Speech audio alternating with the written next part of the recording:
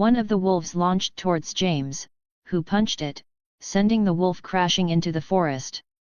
When one wolf was attacked, the other wolves also launched attacks on the three vampires. In this fight, the three vampires had the upper hand, but they couldn't kill the wolves because whenever they tried to kill one, the others would launch simultaneous attacks from any direction, causing their patience to wane. While the fight was going on, they heard howling sounds coming from deep inside the forest. "Shit, let's retreat. More are coming," Laron, who noticed the howls, suggested to James, who looked annoyed by the wolves. "James, let's retreat for now," Victoria added, noticing James' displeasure, trying to stop him from making any foolish decisions. The three of them started to run in the opposite direction, deep into the forest, at high speed. The wolves didn't follow them because they didn't have any energy left. When the reinforcements arrived, they saw the condition their fellow clan members were in. The wolves transformed back into their human forms and carried the injured for medical attention while informing the reinforcements about the direction the vampires had fled. The reinforcements chased in the direction to search for the vampires that fled. Some time ago. Quilut tribe settlement. The elders, tribe leader, and other important members of the tribe were discussing the unknown vampires that attacked and killed a teenage girl. While discussing suitable plans to catch the vampires, the door to the meeting hall was slammed open, and a young man came running towards the tribe leader. "Leader, we have a problem," the young man said, gasping for breath due to running at full speed. "What happened?" Sam asked him, narrowing his eyes. "As you ordered, we were standing near the house you told us to protect, but during our patrol, we found 3 vampires staring at the house ferociously. The patrol leader ordered me to inform you about this," the young man explained to Sam with a serious face. "That's not good. We need to hurry," Billy, who overheard the young man, said with a sigh. "Father, allow me. I will teach those bloodsuckers a lesson." "Don't mess with us," Jacob, holding on to Billy's wheelchair from behind, said with disdain on his face. When the reinforcement of 10, along with Sam and Jacob, arrived at the location the young man mentioned, they saw their tribe members heavily injured. "They need medical attention," Sam said, pointing his finger at the injured ones. "A few members took them away before anything serious happened." "Sam." They went in that direction, the leader of the patrol group pointed in the direction the vampires fled. Sam and the others headed in that direction, running at full speed in their wolf forms, to catch the unknown vampires. Derry. Jojo and the others went to a small hotel to book rooms and waited for the sun to settle before taking action. Jojo was in the room he had booked for himself with Alice and Rosalie, who refused to leave his side since the incident in the garage. "Aren't you guys going to your room?" Jojo asked while enjoying the soft sensation of Alice on his lap and Rosalie tightly pressing against him. "Why do you want me to get up from your lap?" Alice asked, raising an eyebrow. Jojo was in a trance of bliss with Alice sitting on his lap and Rosalie clinging to him, placing her head on his shoulder. When he heard Alice's question, he responded, No, you can stay right where you are." Henry's house. Henry was looking at his father who had taken his police car for work. He sighed as his father left. He came down to the hall, sat on the couch, and turned on the TV to watch a program. After some time, Vic Chris, who was second in command of Henry's group, visited him. Henry and Vic chatted for a while, and when Henry moved to give his friend a sitting space, he sat on something. When he looked, it was his dad's department gun. His father had forgotten the gun and left for work. Henry took the gun and started to play with it while chatting with Vic. Suddenly, they heard the sound of a cat. Meow, meow. When Henry turned his head, he saw a grey street cat sitting near the bin opposite the house. Upon seeing the cat, Henry got a horrible idea and started to smile manically. He asked Vic to capture the cat for him to practice shooting with his father's gun. After some time, Vic cautiously captured the cat and placed it on top of the bin. When he released his hand, the cat once again ran away from Vic. Vic caught the cat again and placed it on the bin. "Don't let it go," Henry ordered Vic, pointing the gun at the cat. Henry closed one of his eyes, took a deep breath, and aimed the gun towards the cat. While this commotion was going on, a police car slowly parked in front of the house. It was Henry's father. When he saw Henry trying to shoot a street cat, his face turned solemn, and he fumed with anger. He approached Henry from behind, who was still immersed in aiming at the cat. Cough, cough. Asterisk. Author's POV. Thanks for reading the chapter. Please give review for this chapter and Power Stone. Chapter 30, Chapter 29, Henry to Psycho. Cough, cough. Henry's father stood behind him with a gloomy face, looking at Henry with eyes full of rage. Henry, who was about to shoot the cat, suddenly halted his action and started to sweat. When he turned back, he saw his father standing behind him with a grim expression. "What are you doing?" his father asked in a low tone, but Henry felt the pressure in it. Henry didn't know how to reply. In the whole town of Derry, Henry was only afraid of his father. I was just playing," Henry replied, lacking the courage to look into his father's eyes. "What game?" his father said, taking a step towards Henry. Henry's hands and legs started to shake in fear, his voice breaking as he spoke to his father. Seeing that Henry didn't answer, Henry's father took the gun from his son's hand, looking at Henry with a mocking face. "What are you doing with my gun?" he said, his voice devoid of emotion. I was just cleaning your gun," Henry replied, still avoiding eye contact. "Lay!" Henry's father shouted at him angrily. Without saying anything, his father started to walk away but stopped after taking a few steps and turned back to look at his son. Suddenly, he loaded his gun and pointed it at the ground near his son's legs, shooting until the bullets in the magazine were empty. Henry's face turned pale, and he covered his face in fear, while Vic stood behind the garbage can, shocked and silent. "Look at his face. You'll know how scary a cat he is," Henry's father said mockingly, then went to his police car and left the house. At the hotel, Jojo was deep in thought while looking outside. "Jojo, the kids are here," Rosalie informed him about the kids' arrival.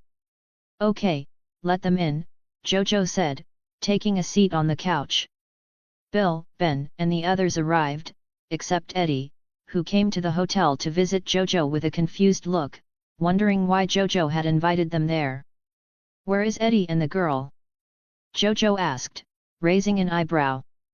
"Brother Eddie was a mama's boy.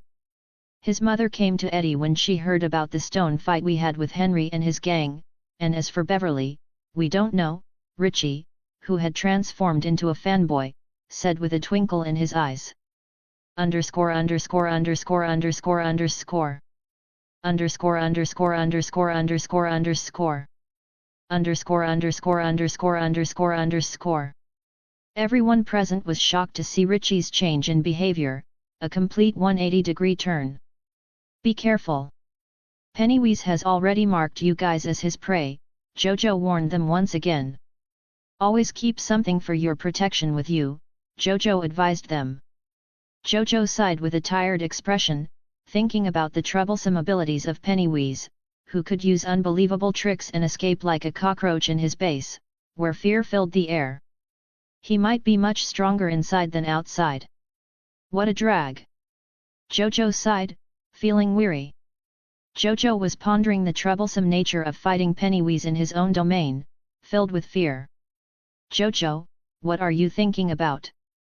Carlyle, who noticed Jojo lost in thought, asked him. "I was thinking about the place where we're going to fight Pennywise, because it's his place," filled with fear, Jojo replied without hiding his thoughts from Carlyle. After hearing what Jojo was thinking, the others also started to contemplate deeply about it.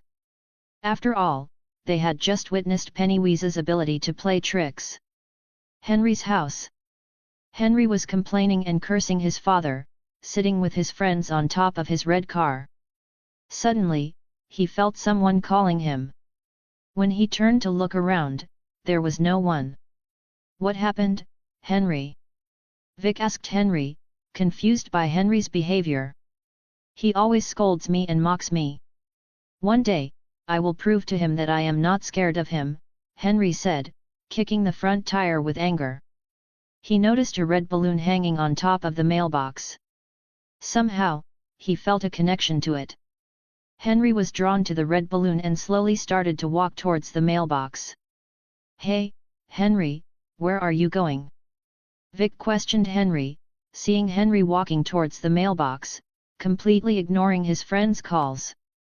When Henry arrived near the mailbox, he heard a faint voice, low enough to be heard only by him. "Open it! Open it! Open it!" Henry slowly reached his hand and opened the mailbox. Inside, he found a gift box covered in red wrapping paper, addressed to him. When Henry opened the box, he found the knife he lost when he was bullying Ben near the Barrens. As Henry took the knife, he felt rage and anger building up within him for no apparent reason, directed towards his father. He stared at the knife for a moment and made a decision in his mind, then went into the house. Upon opening the door, he saw his father watching a comedy show on TV, laughing wholeheartedly at one of the characters. Suddenly, he heard one of the characters on the TV say, "Kill him! Kill him! Kill him!" The voice started to intensify in his mind. He slowly walked towards his father, who was still unaware of Henry's presence. When Henry looked at the TV again, he saw a clown standing and urging him to kill his father. Though he tried to resist, the temptation of the voice was overwhelming. He placed the knife against his father's neck before his father could react. With a swift press of the button, the knife pierced through his father's neck. Henry's face was fully covered in blood as his friends, who had entered the house, looked on in shock and fear. Now completely consumed by madness, Henry laughed menacingly at them. "Come here, help me with something," he said with crazy smile on his face. ***. Author's POV. Thanks for reading the chapter. Please give review for this chapter and Power Stone. Chapter 31, Chapter 30 Traitors Kill Them. When Henry killed his father, Vic and others from his gang entered the house and witnessed the horrifying act. Trembling with fear, they took a few steps back, hearing a sound near the door. Henry slowly turned his blood-covered head and spoke with a crazed smile on his face. "Come here, help me with something," he said. With fear in their eyes, they reluctantly entered the house. Henry continued to stab his father frenziedly. One of his friends couldn't bear the sight and vomited before attempting to run towards the door. Unfortunately, before he could reach safety, Henry's knife pierced his neck, and he fell lifelessly to the ground. Vic and the others were shocked to witness Henry killing his own friend. The television in the room still blared, with the characters and a clown shouting loudly. "Traitors, kill them! Traitors, kill them! Traitors, kill them!" The volume from the TV slowly increased. Henry walked towards the lifeless body, took the knife, and turned to his remaining friends with a serious expression. Just as he was about to stab another one, Vic grabbed his hand while another friend caught his other hand, trying to restrain him. Henry struggled to break free, but he couldn't overpower them. The volume on the TV continued to rise as the characters repeated the same sentence. In a desperate attempt, Henry kicked Vic, freeing one of his hands, and stabbed the friend who held his other hand in the chest. He then kicked him away. Vic grabbed a plate nearby and smashed it on Henry's head, causing blood to flow from the wound. Before Vic could react further, Henry swiftly sliced his neck, causing him to fall backward, losing consciousness. After killing his friends, a sudden realization struck Henry. He remembered how he had been attacked by Bill and his friends, who had thrown stones at him. "Wait for me, losers. I will make you pay," Henry declared. He turned his head and walked out of his house. Derry Hotel. Alice, who was discussing with Esme, suddenly looked up, her eyes turning white. Everyone turned their attention to Alice, while Esme held her with concern. After a few minutes, Alice emerged from the vision and looked at Jojo urgently. The girl in the kids group will be taken by the clown, Alice warned Jojo about her vision of the future. Jojo narrowed his eyes, contemplating the information, and formulated a plan in his mind. We need to protect those kids. Let's split up into pairs and go to each child to safeguard them. If Pennywise is successful, find the others and help them look after the kids, Jojo explained his idea to the Cullens. Rosalie and Alice looked at Jojo with worried expressions. What about you? Rosalie asked, already anticipating his answer. I'm going to Beverly's house first, and then to Pennywise's hideout if he succeeds, Jojo answered, retrieving an iron chain from the bag he had brought from the store because he felt uncomfortable. We want to go with you, Rosalie pleaded, hoping he would agree. No, this time his strength is stronger than we estimated. I am going to confront him in his lair, and we have many kids to protect now, which is why we need to split up, Jojo explained, trying to comfort her. Everyone split into pairs and went to their assigned locations to guard the children. Alice and Rosalie went to Ben's location, Esme and Carlisle went to Stanley's, Jasper and Edith went to Bill's, and Jess and Emmett went to Richie's house. Jojo headed to the rented motorcycle and drove towards Beverly's house. When he was halfway there, Jojo sensed Pennywise's presence ahead. He narrowed his eyes and accelerated, going full speed ahead. Beverly's house. As Beverly entered her house, she felt uneasy due to her father's presence. She looked around to confirm that her father was not around, letting out a sigh of relief before proceeding further into the house. She went to her room and began packing her things, intending to stay somewhere else until the Pennywise problem was resolved. After packing her belongings, she headed towards the door, but as she tried to open it, she realized it was locked from the inside. Do you think you can go out without informing me? Beverly heard her father's voice from behind. Turning back, she saw her father sitting on the couch in the dark. Come here, her father said emotionlessly, without taking his eyes off her. Beverly didn't have pleasant memories with her father, as he tormented her daily. Her mother had left him after giving birth, and Beverly was her spitting image. He took her hand and slowly asked once again, "Where are you going?" while maintaining eye contact. I'm just going out to get some air," Beverly replied, attempting to remove her hand from her father's grip. Then what is this? Her father took the greeting card and showed it to her. When she saw her father had found the greeting card, fear gripped her, and she looked down, anticipating her father's return to tormenting her. Not receiving an answer, her father's smile faded, and he began torturing her again. "You are like your mother, bitch," he said, his face devoid of emotion. "No, I am not." Beverly became angry when he called her a bitch. Before she could finish her sentence, her father's boot struck her abdomen, sending her flying into the wall. Her father grabbed her by the hair, repeatedly hitting her and holding her down on the ground. "If those boys' friends of yours ask about me, what will you say?" he taunted with a mocking smile on his face. Beverly kicked him in a vulnerable area and ran inside to escape from him. She rushed into the bathroom and locked the door behind her. Her father attempted to open the door, but after a few tries, he started breaking it down. As her father was breaking through the door to reach her, Beverly began hearing voices in her head. "Kill him! Kill him! Kill him!" She covered her ears, trying to block out the noise, but the voices persisted in her mind. Her father broke into the bathroom, pulling Beverly, who was still covering her ears. When she saw her father, she momentarily lost control and grabbed a broken shard from the basin. With a surge of adrenaline, she struck him forcefully in the head. Her father lost consciousness, and the voices in Beverly's head grew louder, tempting her to kill him. Just as she was about to finish him off with the broken shard, she regained her consciousness and moved away from her father. When she turned back, she was shocked and started to tremble. Pennywise, standing 7 feet tall, loomed in front of her, wearing a cold expression and a menacing smile. He immediately caught her by the neck, trapping her in his grip. Asterisk. Author's POV. Thanks for reading the chapter. Please give review for this chapter and Power Stone. Chapter 32, Chapter 31 Henry's Death. Jojo arrived at Beverly's house, but suddenly he felt Pennywee's presence was gone there. When Jojo entered the house, he saw the condition of the house because of the fight between father and daughter. Seeing the situation is bad, Jojo hurried inside, calling Beverly's name.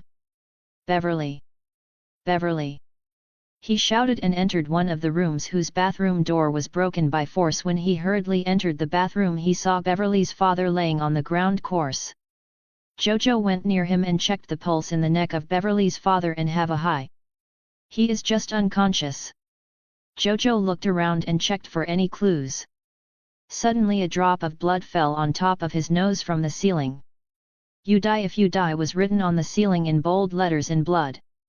"Wait fucker, I will cook you on hell," Jojo thought with an irritated look. He hurried to the motorcycle and went to the good house in full swing while calling Cullens in and informing them Beverly has been captured.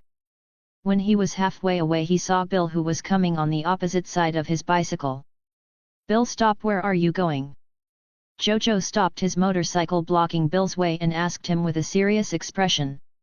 I was going to Beverly's house to see her," Bill said with an embrace while looking down. "You go to bed or one of your friends' houses immediately." Beverly was taken by Pennywees. "I am going for her rescue," Jojo told Bill with a firm expression of urgency. "What?" When Bill heard Beverly was gone missing, he got tensed up and nodded his head. Bill took his bicycle and hurried towards Eddie's house. Herney, who killed his father and friends, went straight to Mike's house to kill him. When he arrived, he saw Mike was doing some work while no one is home. Mike's house. Jojo in a hurry forget to allocate Cullens for Mike. Henry entered the house, which startled Mike, who immediately became alert. When he turned back, he saw Henry standing holding a knife with a face full of blood, smiling at him meaningly. Mike was strangled. He moved back, took a knife from the knife stand near him, and looked at Henry nervously. "What, want to kill me, hey?" Henry started to laugh meaningly and walked towards Mike with a face full of mockery. Mike took a few steps back while the knife holding their hand was shaking in fear. Mike suddenly made a move with the kitchen knife, stabbing it towards the chest of Henry, who blocked it as he was expecting it and kicked Mike in the stomach. Mike clutched his stomach in pain on the ground. Henry tried to stab him in the face of Mike but was blocked by Mike's hands. Mike took a broken plate which fell near him and swung its hand in the face of Henry, who was sitting on top of him. Mike kicked Henry this time, who becomes enraged and tries to kill Mike by swinging the knife in his hand here and there. Many kitchen appliances and other things were broken during the fight. Henry was screaming in pain from the hit and the kick before he could get a grip on himself. Mike took the pan near him and smashed it in the head of Henry, who was struggling to open his eyes because the particles of the plate struck in his eyes. When Mike hit Herney in his head, he was struck in by knives in the stand, which was pushed down during the confrontation. Jasper and Edith, who came to the location after Jojo informed them Bill will go to one of his friends' houses, need to go to the Mike. Jasper and Edith suddenly smelled blood in the air. When he came near the house, Jasper stopped while controlling himself. He signaled Edith to go on because his bloodlust control is the worst among the Cullens. Edith nodded her head in understanding and ran to the Mike house.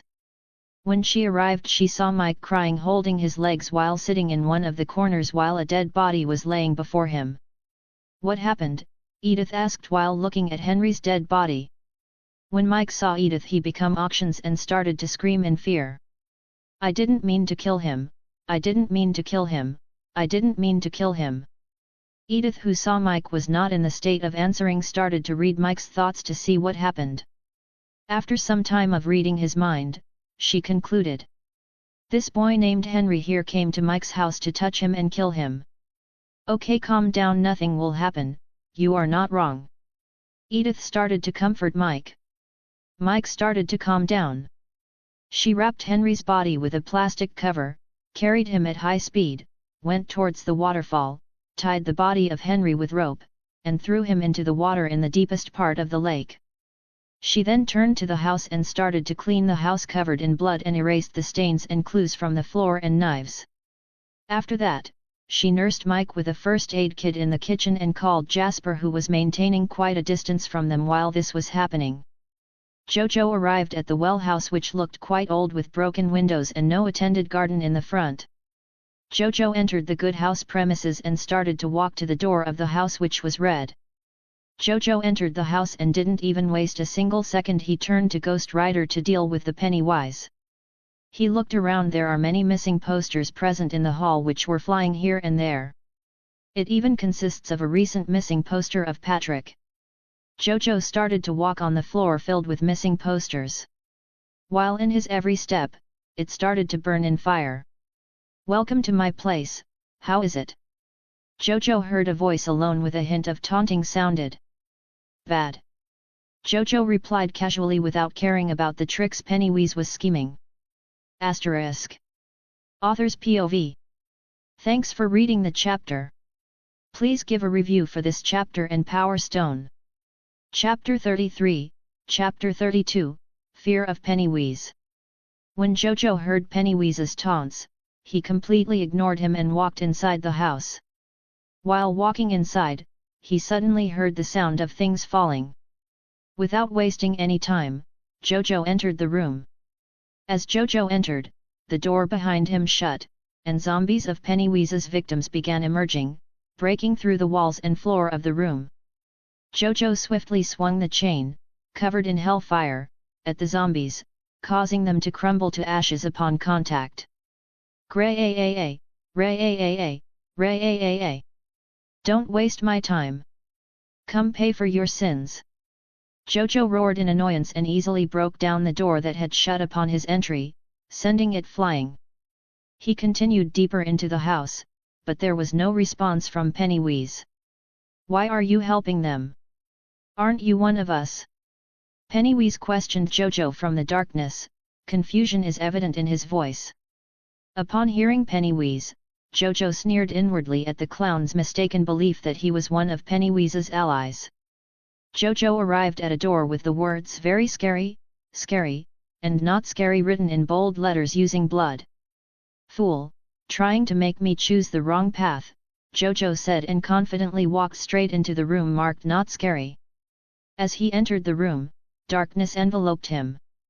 When Jojo took a step forward, he was greeted by a woman whose body was torn in half, missing the lower half.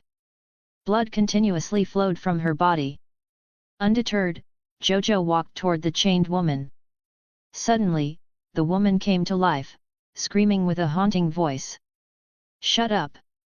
Jojo shouted and sliced the woman's body in half using the hellfire-infused chain. He continued walking deeper into the dark room. After some time, Jojo reached another door. With a burst of fire, he blasted the door open and entered the room. To his surprise, the room was empty, except for a deep pit on the floor. Should I enter the rat hole? Jojo pondered while inspecting the pit. He then jumped into the pit, balancing himself as he slid downwards. While descending, Jojo noticed an opening in one of the walls within the pit. He entered the opening, continuing his journey. The water inside the opening rose, covering the lower half of his body, releasing vapor as he stood in it. As he ventured deeper, he realized the water was filled with the heads, arms, legs, and other body parts of the deceased. "Shit, clown! Pray I don't catch you, otherwise, you will suffer." Jojo expressed his disdain, even though he was in the Ghost Rider form, currently wading through water filled with dead body parts. Feeling uncomfortable, Jojo suddenly found himself grabbed by numerous arms emerging from the water, attempting to pull him in. "Ray-a-a-a, ray-a-a-a, ray-a-a-a." Enraged, Jojo screamed, intensifying the flames within him. In a burst of fire, the hands holding him were sent flying. "You!" Jojo resumed walking, now furious with Pennywise, determined to teach him a lesson. After walking for some time, he reached the center of an old well filled with garbage. There, he found Beverly floating in front of him. Without hesitation, Jojo swiftly reached her, caught her, and pulled her down. After bringing her down, Beverly fell unconscious. Hee hee. I didn't expect you to arrive so quickly, Pennywise said, perched atop one of the old plastic tanks. Why? Pennywise asked, wearing a curious expression. Jojo looked at Pennywise with dead eyes, realizing that the clown still believed he was one of them. Fool, I am not one of you, I am the one who will vanquish you all, Jojo sneered and began walking toward Pennywise. Ha ha ha. Unfortunately, you will die here, Pennywise replied, transforming into his final form. Pennywise grew taller, his face turning inhuman, and his teeth becoming razor-sharp, resembling a shark's mouth. Numerous hands and legs sprouted from his body, allowing him to stand like a spider. Instead of palms and feet, his appendages turned into blades. Jojo regarded Pennywise as nothing more than a money bank, took his chain, and glared at Pennywise intently. Shall we begin? Jojo said, moving so fast that Pennywise couldn't react. In the next moment, Pennywise's hand was sent flying, turning into ashes in the air. This happened before Pennywise could react in time. Pennywise's eyes widened in surprise as he witnessed Jojo's incredible speed. Previously, Pennywise had confidence in himself because, in their previous encounter, Jojo hadn't fought at full strength. Now, seeing Jojo's speed, Pennywise became anxious, flailing around in panic. Jojo effortlessly evaded each of Pennywise's attacks, taunting him along the way. What? Are you scared? Jojo mocked Pennywise, observing the clown's hideous face. With his chain, Jojo began severing Pennywise's extra hands and legs, all the while taunting him. Pennywise's face contorted in ugliness as he grew overwhelmed by Jojo. Unable to instill fear in Jojo, Pennywise's powers were severely weakened. Don't come near me! Pennywise panicked, continuously retreating. What happened to the almighty shit? Jojo cut off every extra hand and leg, causing Pennywise's size to shrink due to his fear of Jojo. This further debilitated the clown. Welcome to hell, your home, Jojo declared. Jojo relentlessly punched Pennywise's face, causing his size to steadily diminish. Jojo then mercilessly kicked him. Although Jojo could have killed Pennywise within seconds, he wanted to personally defeat him out of pure irritation. Pennywise transformed into the form of a small, newborn child. Please. Before Pennywise could finish his plea, Jojo's leg crashed into his vulnerable chest, penetrating his body. Pennywise's body began to burn and disintegrate in the intense heat, turning to dust. Dead bodies that were floating on top of the closed well started to come down. After falling to the ground, they turned to dust like they never existed. After some time, Beverly woke up and looked around anxiously. But didn't find the clown and sighed, in relief. Later her gaze fell on Jojo, who was smiling at her brightly like he was refreshed. Asterisk. Author's POV. Thanks for reading the chapter. Please give a review for this chapter and Power Stone. Chapter 34, Chapter 33, Speaking with Georgie and Return to Forks. When Beverly woke up, she saw Jojo smiling at her with brimming energy. She suddenly remembered that Pennywise had kidnapped her and forced her to see her past life in his mouth. She looked around in fear, searching for Pennywise. Don't panic, he is gone for good, Jojo said, pointing to where the corpses of the kids were slowly disappearing. She looked around and confirmed it, feeling relieved. Will he come back again? She asked with concern, as she had just witnessed how he made her watch her life like a repeated movie. I don't think so. Now he must be performing his act in hell, Jojo said casually and started to walk toward the exit. Wait, we need to find Bill's brother and save him, she stopped Jojo and said with a hopeful face. When Jojo saw this, he sighed. He is dead, Jojo answered her with a serious expression. There was a pin-drop silence at that moment. How are you going to explain it to Bill? She asked with a sad look. She knew how hard he had worked to find information about Pennywise to find his brother and save him. Only you can heal him. Jojo pushed the matter onto Beverly without any shame. Jojo took her along with him to the exit and they got on his rented motorcycle. Beverly sat behind him as he took off on his motorcycle. He made a call and informed the others that the case was solved. Everyone arrived at the hotel along with the kids they were assigned to protect. Jojo got off the motorcycle and arrived at the hotel with Beverly. Both of their clothes were spoiled by the drainage water that flowed into the old well. "Jojo, are you all right?" Alice came forward and asked him with concern. "Let me check if you have any injuries." Rosalie came to him and checked his body for any injuries, her cheeks turning slightly red. Bill, who was among them, came forward and started to search for his brother. Beverly and Jojo didn't know how to explain things to him. "Mr. Jojo, did you find my brother? Where is he? Did you let him go home first?" Bill asked Jojo a series of questions without pausing in his excitement of meeting his brother again. "That's..." Jojo didn't know how to explain to Bill that his brother was dead. Beverly looked at Jojo before sighing. "Bill, I'm sorry, but your brother is dead," Beverly said while looking at Bill, who didn't seem to hear her sentence and started to mumble about how he was going to see his brother. Others became quiet and looked at Bill with sympathy. Seeing Bill in this state, Beverly and the others didn't know what to say.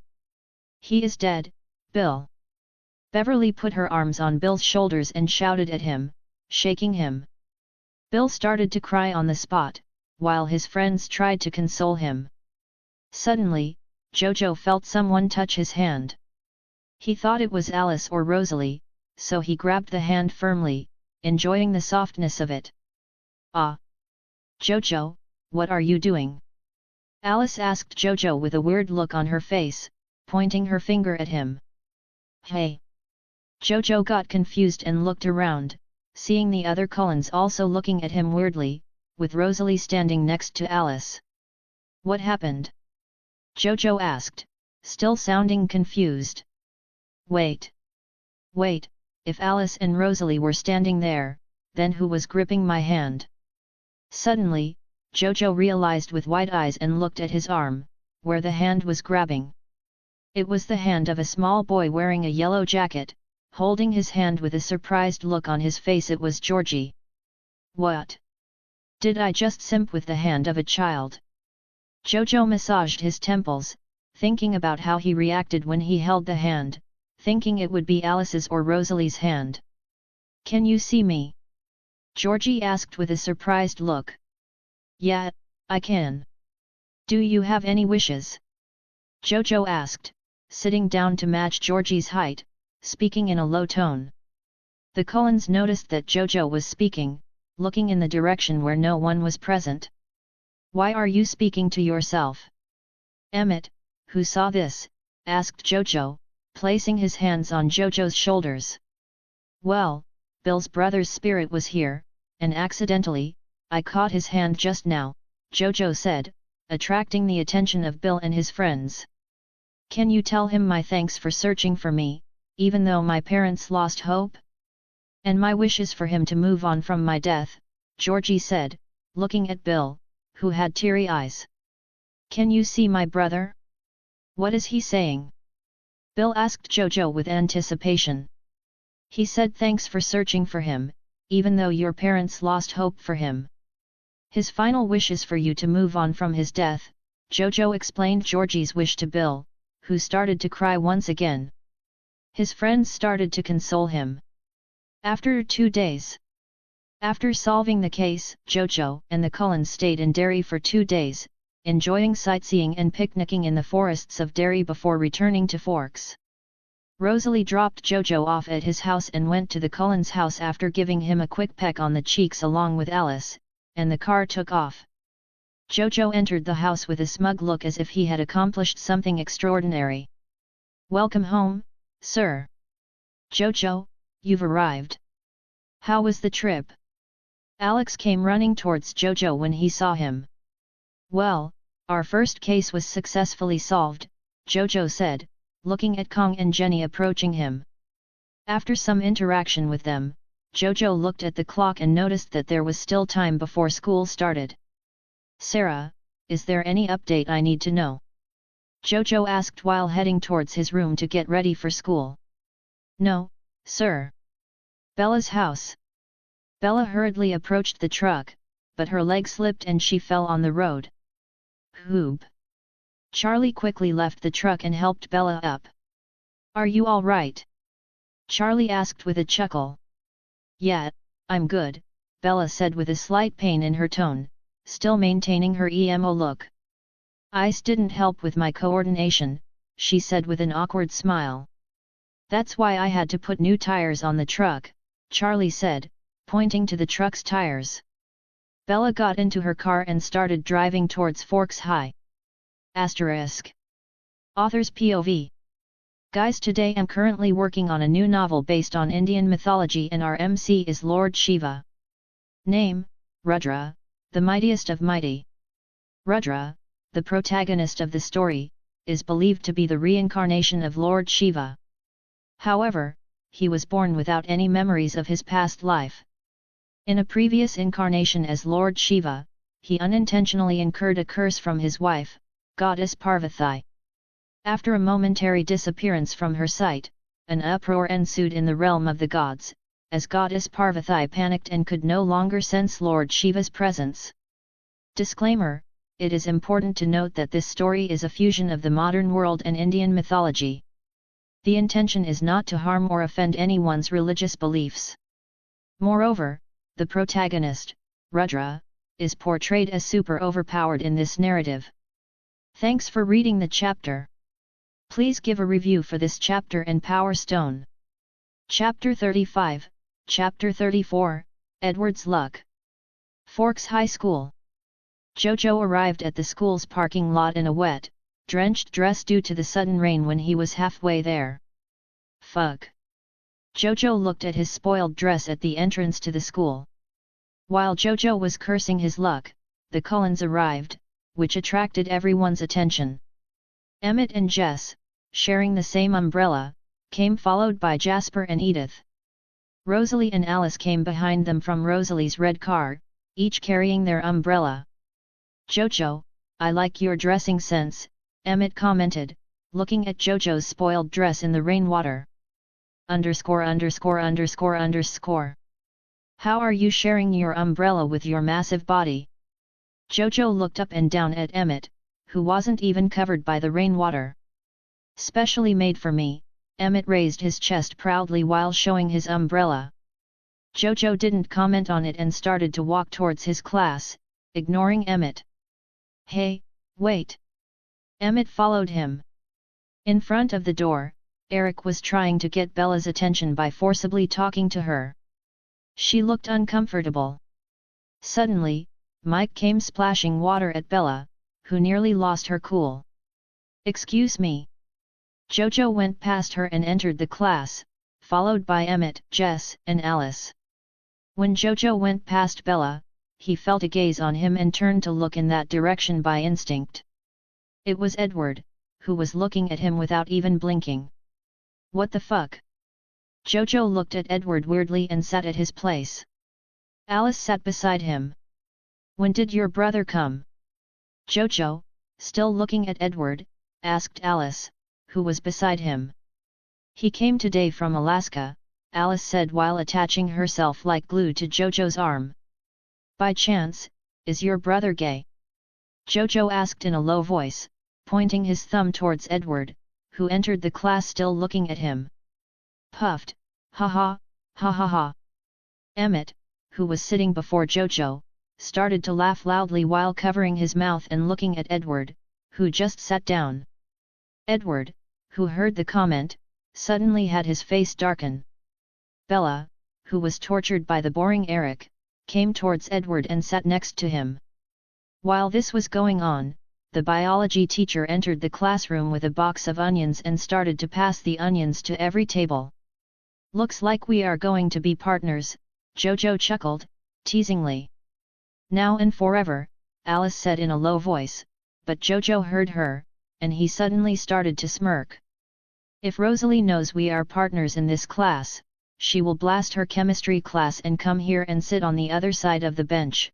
Alice came near Jojo's ear and said softly, sending shivers down his spine. Today, we are going to learn about onion roots. In front of you, there are onion root cells. You guys need to separate them and name the different phases of mitosis. The professor started to explain today's work in class. Underscore. Ladies first, Jojo said, giving the microscope to Alice. Are you weak in biology? Alice asked while looking through the microscope at the onion root cells. Nah. Just botany, Jojo said proudly. Pro-phase, she said and passed the microscope with a paper. No, I will write carefully. You can tell, Jojo passed the microscope immediately to Alice, who chuckled. After a few minutes, Jojo and Alice finished the task and won the prize for first place, the golden onion. Jojo submitted the paper to the biology professor.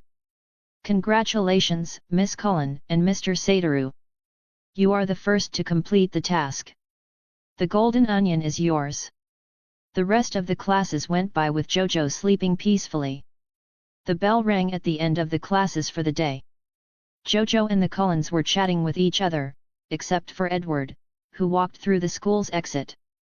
Okay, guys, see you later. Jojo waved his hand to the Cullens while Rosalie and Alice hugged him and went to Rosalie's red car. Jojo, I am coming to your home today, they shouted while sitting inside the car. Ah, pleasure is mine, Jojo said with a smirk on his face. After saying goodbye to the Cullens, Jojo walked toward his motorcycle, yawning. Yawn. Suddenly, Jojo noticed Bella, who was looking intensely at the Cullens. Underscore. Did I forget something? Jojo thought, scratching his head lazily while looking at Bella and Edward with sleepy eyes. Whatever, Jojo continued to walk towards his motorcycle. Skrrr. Suddenly, a van spun around and started to slide towards Jojo and Bella's figures. Beep, beep. Jojo heard a loud beeping sound. When he turned, he saw a van sliding towards him without control. Shit, how can I forget this? Jojo complained to himself, getting ready to stop the van. Jojo raised his foot to stop the van, but suddenly a blur came before Bella. It was Edward, who stopped the van in time, but Jojo's foot landed on his flat face when he tried to stop the van using his foot. Underscore.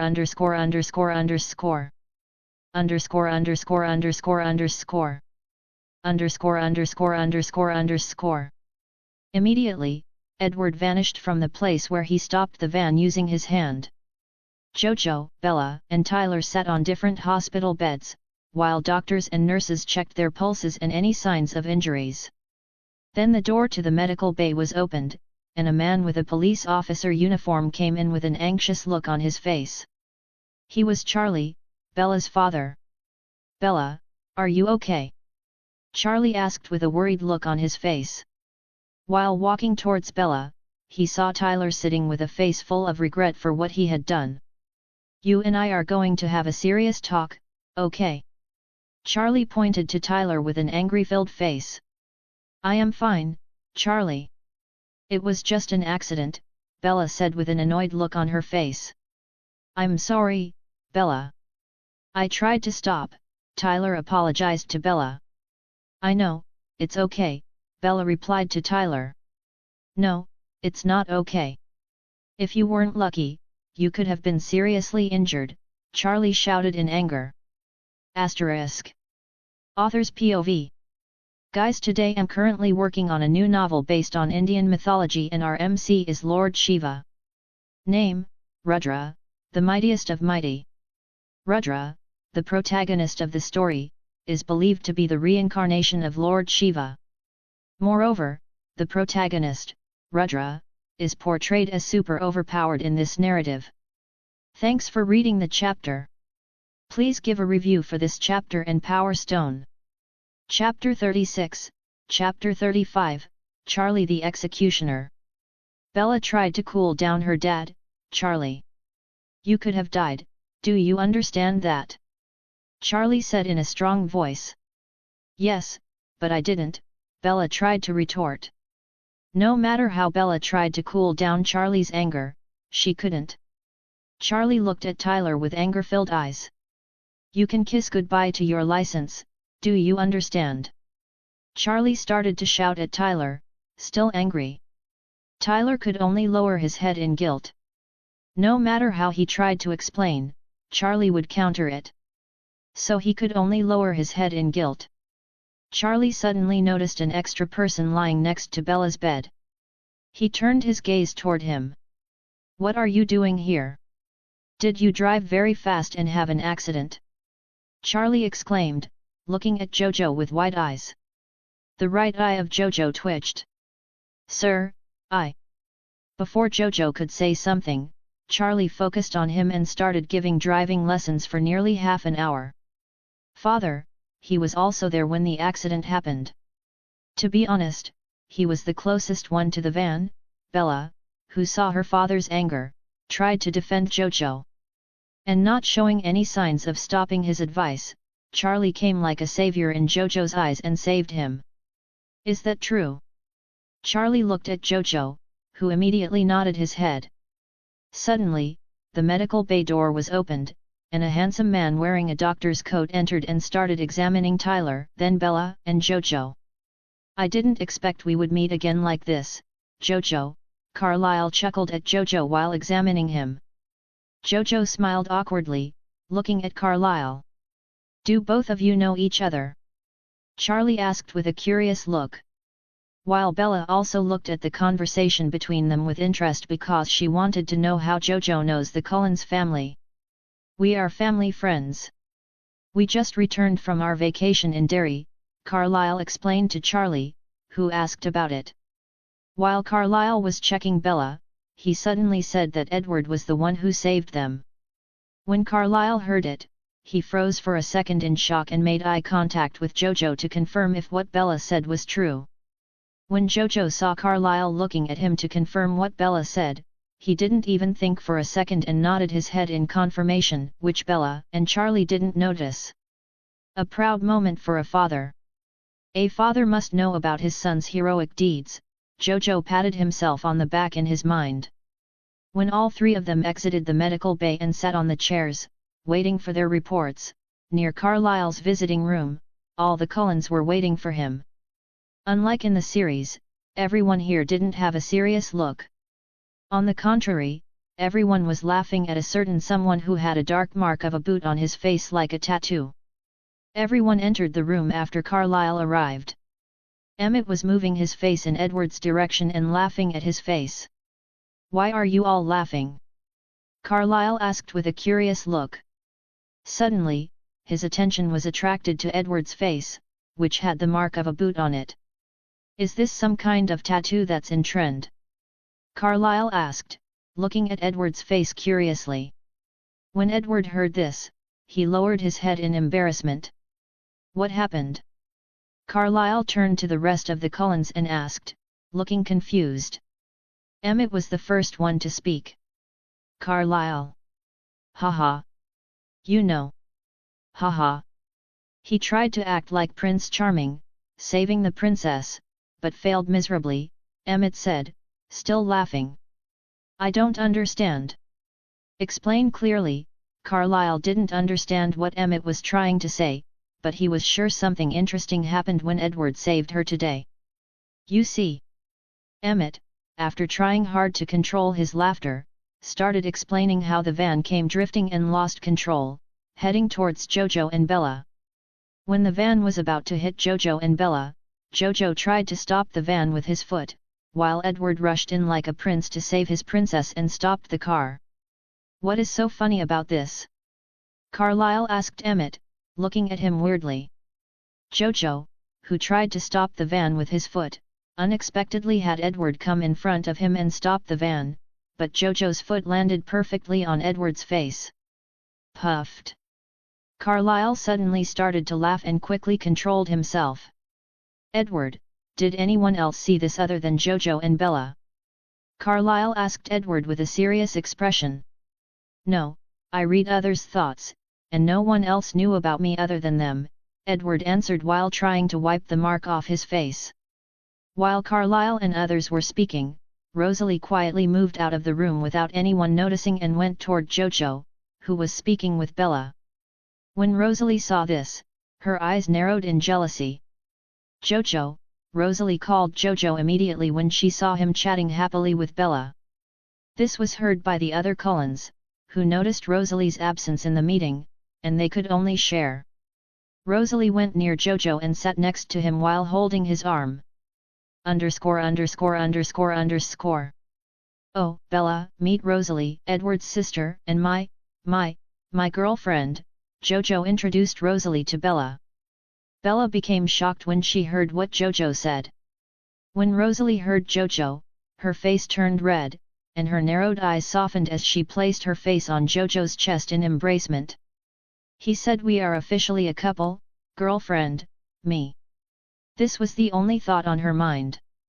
When Alice heard Jojo officially declare Rosalie as his girlfriend, she immediately left the room and went straight to Jojo with narrowed eyes. She knew Rosalie was also Jojo's mate, but when she heard that he declared her as his girlfriend first, it made her jealous. Hi, Bella, Alice said while waving her hands at Bella and smiling at her. Before Bella could reply, Alice sat on Jojo's lap and put her arm around Jojo's neck. Bella, meet my boyfriend Jojo. You guys already know each other, Alice introduced Jojo and kissed his cheek playfully. ________. _______. _______. Bella's face turned red when she saw Jojo dating both sisters of Edward. When Alice saw Jojo, who looked stunned by Alice's actions, she chuckled and leaned in toward his ear. You introduced her as your first girlfriend before me. So I introduced you as my boyfriend before her, Alice complied, whispering in Jojo's ear with a seductive voice. Asterisk. Author's POV. Guys, today I'm currently working on a new novel based on Indian mythology and our MC is Lord Shiva. Name, Rudra, the mightiest of mighty. Rudra, the protagonist of the story, is believed to be the reincarnation of Lord Shiva. Moreover, the protagonist, Rudra, is portrayed as super overpowered in this narrative. Thanks for reading the chapter. Please give a review for this chapter and Power Stone. Chapter 37, Chapter 36, Victoria Warning. Stupid James. When Bella heard Alice declare Jojo as her boyfriend in the hospital and flirted in front of her, her face turned red. She just declared Jojo as her boyfriend in public in her father's hospital.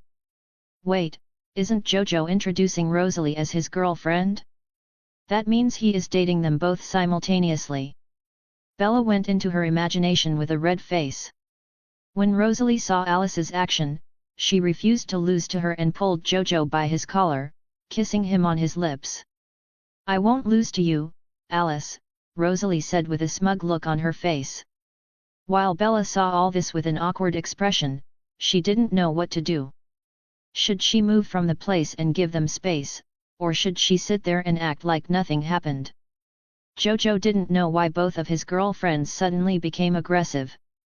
He turned his head to Bella, who was looking at them with an awkward expression. Bella, sorry for that. I will clarify for you, Jojo started to explain his relationship with the two sisters of Edward. Bella, come, let's go home. Suddenly, Charlie, who was looking at his daughter's report, called Bella to return home, while giving her the report of her medical condition. Bella nodded her head and said goodbye to Jojo, Alice, and Rosalie, who were chatting with her. Quite a playboy, aren't you? Stay away from my daughter, Charlie gave a death glare to Jojo, warning him to stay away from her. Charlie, stop! Bella said and exited the hospital in embarrassment. While this was going on in Carlyle's visiting room. Edward, you must be careful from now on. Today, we were lucky no one noticed you in the accident. Don't make the same mistake next time, Charlie warned Edward with a strong expression. Edward didn't answer and stood there without any emotion. Can I ask you a question? Edward asked the other Cullens with a curious look on his face. What? Carlyle looked at Edward confusedly. When did our family become so close to Jojo? Edward asked with an emo expression. That's a long story.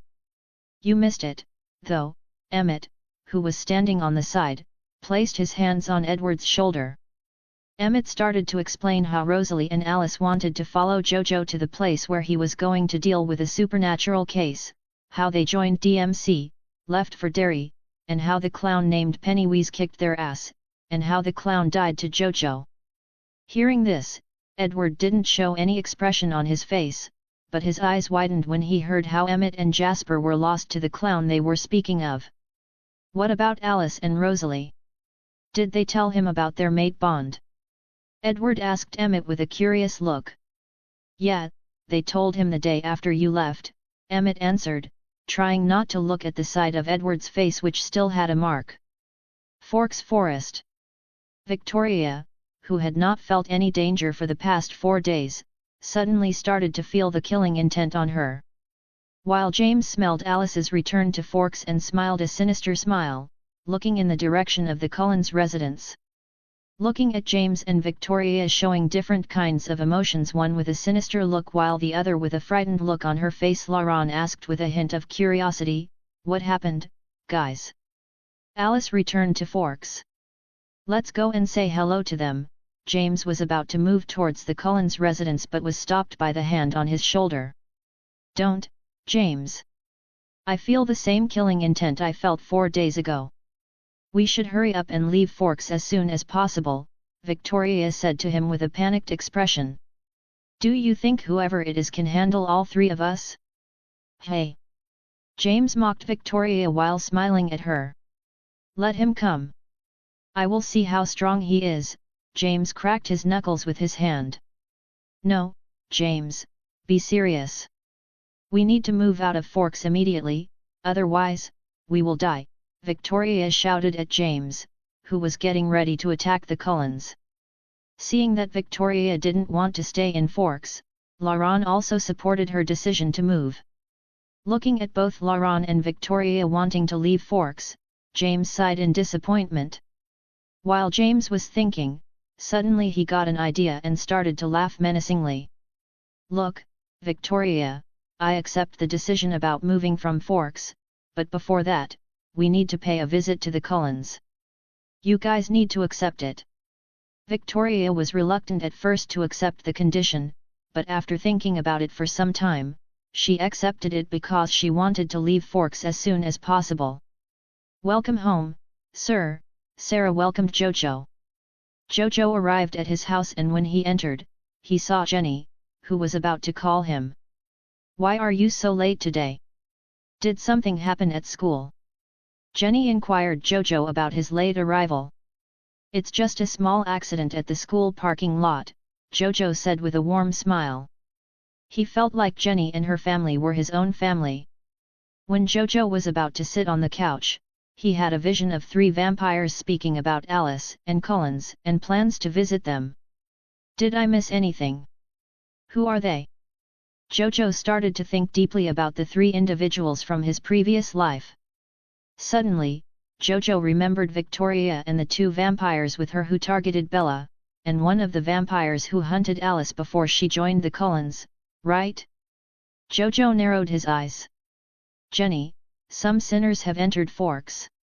I will go and guide them to hell," Jojo informed Jenny with an angry face. "Is everything all right?" Jenny asked. She had never seen Jojo this angry in his human form. "Yeah, one of them wants to touch my girl," Jojo smirked and went to his motorcycle, sitting on it. Immediately, he transformed into Ghost Rider form while his bike started to transform with the hellfire. "My hand is aching to beat the shit out of them," Jojo said and took off from the house at high speed, leaving behind a trail of fire marks. Asterisk. Author's POV. Guys, today I'm currently working on a new novel based on Indian mythology and our MC is Lord Shiva. Name, Rudra, the mightiest of mighty. Rudra, the protagonist of the story, is believed to be the reincarnation of Lord Shiva. Moreover, the protagonist, Rudra, is portrayed as super overpowered in this narrative. Thanks for reading the chapter. Please give a review for this chapter and Power Stone. Chapter 38, Chapter 37, Look at Your Death. Cullen's house. The Cullens arrived from the hospital and entered the house. Carlyle sat on the couch and noticed the other Cullens. His eyes started to twitch. "Where is Edward?" Carlyle asked, massaging his temples. "He went to peep on Bella after we left the hospital," Rosalie sneered. "We need to talk." Before Carlyle could finish his sentence, he heard movement outside the house. "We have guests," Esme said, looking towards the door. Ding, dong. The Cullens heard someone ring the doorbell. Emmett moved towards the door to check who the visitor was. When Emmett opened the door, he saw Sam and Ted waiting for them to open the door. Is Carlyle home? Sam asked as Emmett opened the door, looking at them with a shocked expression. "Who is it, Emmett?" Carlyle, who heard his name mentioned, looked out of the door and saw Sam and Ted. "Let them in, Emmett," Carlyle asked Emmett to invite them in. Sam and Ted sat on the couch opposite Carlyle, while the other Cullens looked at them with a tense expression. The room fell silent, and the atmosphere grew very tense.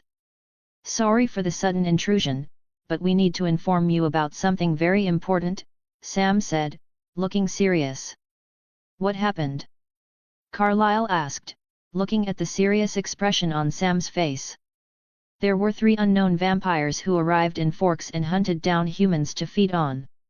They tried to attack Jojo's family, but we managed to stop them. Unfortunately, they escaped before we could capture them." Sam started to explain the unusual activities that took place after the Cullens left. He revealed that the unknown vampires were responsible for the killings and disposal of bodies. When the Cullens heard about the attack on Jojo's house, they became angry, especially Rosalie, who was ready to search for the vampires and kill them for daring to attack Jojo's family. Just as Alice was about to speak, she suddenly stopped in her tracks. Her eyes turned white, and the Cullens noticed this, expecting it to be a vision related to the unknown vampires. After a few minutes, Alice woke up from the vision and looked at the others with a serious expression. "It's James, Victoria, and Lauren," Alice announced the names of the vampires who entered Forks. "James." Carlyle narrowed his eyes, recognizing the name as the vampire who hunted Alice before she joined the Cullen Coven. "Where are they now?" Esme asked, looking very serious and narrowing her eyes at Alice. "They were afraid of Jojo's presence, so they wanted to fight us quickly and leave Forks," Alice explained the vision she had seen. The Cullens prepared themselves to face James and his coven. Meanwhile, Edward was busy spying on Bella, who was sleeping in her bed, exhausted. "What about you, Sam?" Carlyle looked at Sam, who was sitting on the couch. "We will stay and watch the fight. If necessary, we will intervene. They have hurt many of my tribe's guards," Sam expressed his concern about joining the fight. Suddenly, they all heard movement outside the house. Everyone exited the house with serious expressions. 3 figures appeared before them. "James, what are you and your coven doing here? Forks is under the protection of our coven. Why are you trespassing?" Carlyle asked James with a strong tone and an emotionless face. "Let us have our territory here. If you don't allow it, we will report the existence of these wolves to the Vulture," James said to Carlyle with a sinister smile. Underscore underscore underscore underscore underscore. Underscore underscore underscore underscore underscore. When Sam and Ted heard the conversation, they narrowed their eyes, looking at the Cullens for an answer. "The Vulture are the rulers of our kind. Their rules are very extreme. If they discover any races that may pose a threat to them, they will eradicate them," Emmett explained to Sam and Ted to help them understand the situation. "Hey, placing trust in Carlyle is the right thing," even though he had all the reasons to report our tribe to the Vulture, Sam thought to himself. He then shifted his focus to James, who had a smug look on his face. To report, you must be alive first, Sam said, looking at James and his group with a menacing intent. Pfft, don't joke, doggy, James taunted Sam with a mocking look on his face. Vroom, vroom. Just as both parties were about to start the fight, they heard a loud rumbling from the forest. They sensed a motorcycle approaching at extreme speed. They all noticed a motorcycle engulfed in hellfire heading towards them. When Victoria saw this scene, her face contorted in fear, and she started trembling. James, let's leave. I sense danger from the fire, Victoria warned James again, but he ignored her. Jojo arrived at the Cullens' residence in his Ghost Rider form, riding his motorcycle covered in hellfire. Buddy, brace yourself for your death, Emmett said, grinning. Underscore underscore underscore underscore. Underscore underscore underscore underscore. James narrowed his eyes as he looked at the monster standing before him. Look, we will leave, James started to back off. Jojo didn't reply. He stood there, looking at the three vampires as if they were a joke. James noticed the silence from the opposite side and suddenly lunged his attack on Jojo. However, Jojo swiftly dodged and sent James flying, crashing into a tree near the house. Is that all? I thought you would be more powerful, given the build-up you received, James mocked, looking at Victoria and Emmett with a taunting tone. Victoria's face turned ugly as she looked at James. What? Why are you looking at me like that? James turned his head, still wearing a smile. Underscore underscore underscore underscore. Jojo was standing behind him, silently observing. When James looked into Jojo's eyes, he felt an endless abyss staring back at him. She looked at me. You. Before James could finish his sentence, he was sent flying by a powerful kick from Jojo, crashing into the trees behind him. Asterisk. Author's POV. Guys, today I'm currently working on a new novel based on Indian mythology and our MC is Lord Shiva. Name, Rudra, the mightiest of mighty. Rudra, the protagonist of the story, is believed to be the reincarnation of Lord Shiva. Moreover, the protagonist, Rudra, is portrayed as super overpowered in this narrative. Thanks for reading the chapter. Please give a review for this chapter and Power Stone. Chapter 39, Chapter 38, Low Budget Obito. When James turned back after taunting Emmett and Victoria, who was looking at him from behind, thinking she was looking at him, Jojo, in his Ghost Rider form, stood before him as if nothing happened, not even a scratch on him. She is looking at me, Jojo said with a taunting tone in his Ghost Rider voice, looking at James, who took a step back in fear. You. Before James could finish his sentence, he was sent flying and banged against the trees behind him. Underscore underscore underscore underscore. Underscore underscore underscore underscore. Victoria and Lauren, who saw James being sent flying with just a kick, looked at Jojo with fear-filled eyes. Look, this was not our fault, he forced us into this. We said we needed to leave the city before, but he didn't allow it. Lauren, who saw Jojo looking at him, started to tremble in fear at the killing intent directed toward him. He tried to turn Jojo's rage on James and escape from the place. Good boy, now I shall bless you with death. Ray. Jojo walked towards Lauren slowly, with a roar that shook everyone present there, including the Cullens and Sam, Ted. Seeing that his attempt was futile, Lauren launched himself at Jojo, attempting to succeed in a surprise attack like James. Just when Lauren's hand was about to strike Jojo in the chest, there was just a thread gap between the hand and Jojo's chest. Jojo moved at high speed and appeared behind Lauren, who was still in the air from the last jump. Without giving him time to react, Jojo swung the iron chain covered in hellfire and bound Lauren in the same place, preventing him from moving. Help me, ah! Lauren started to scream in agony, experiencing the heat of the hellfire burning in the iron chain that bound him. James, who was sent flying, got up from under the broken trees and looked at Jojo with a killing intent on his face. "You will pay for this!" James screamed in anger and started running towards Jojo at high speed. "Victoria, why are you standing still? Come and help me!" James saw Victoria, who was shocked from seeing how Jojo handled Laurent easily. "James, wait!" Before Victoria could finish the sentence, James started to run towards Jojo. Victoria jumped in to help James, feeling helpless. When Jojo saw the other two vampires wanting to attack him simultaneously, Jojo pulled the chain that held Laurent and hit James, who was running towards him, along with Laurent. James didn't expect Jojo to attack him using Laurent and hit his face with Laurent's face. Underscore underscore underscore underscore. Underscore underscore underscore underscore. James, Victoria screamed and was about to move towards James, but Jojo appeared before her within a second. "Don't worry, he will be there soon." Victoria's eyes widened when she saw Jojo in front of her and trembled at the sound of his voice. Before Victoria could react, Jojo's hand pierced her heart. Victoria's face was full of fear and unwillingness, and her face started to change even more than before. The nerves in her body turned black and were visible outside. James moved Laurent, who was bound by the chain, and when he looked towards Jojo, his eyes sank, looking at the scene. His mate, Victoria, was pierced through the heart by Jojo's hand, and he looked at the helpless look on her face. Underscore underscore underscore underscore.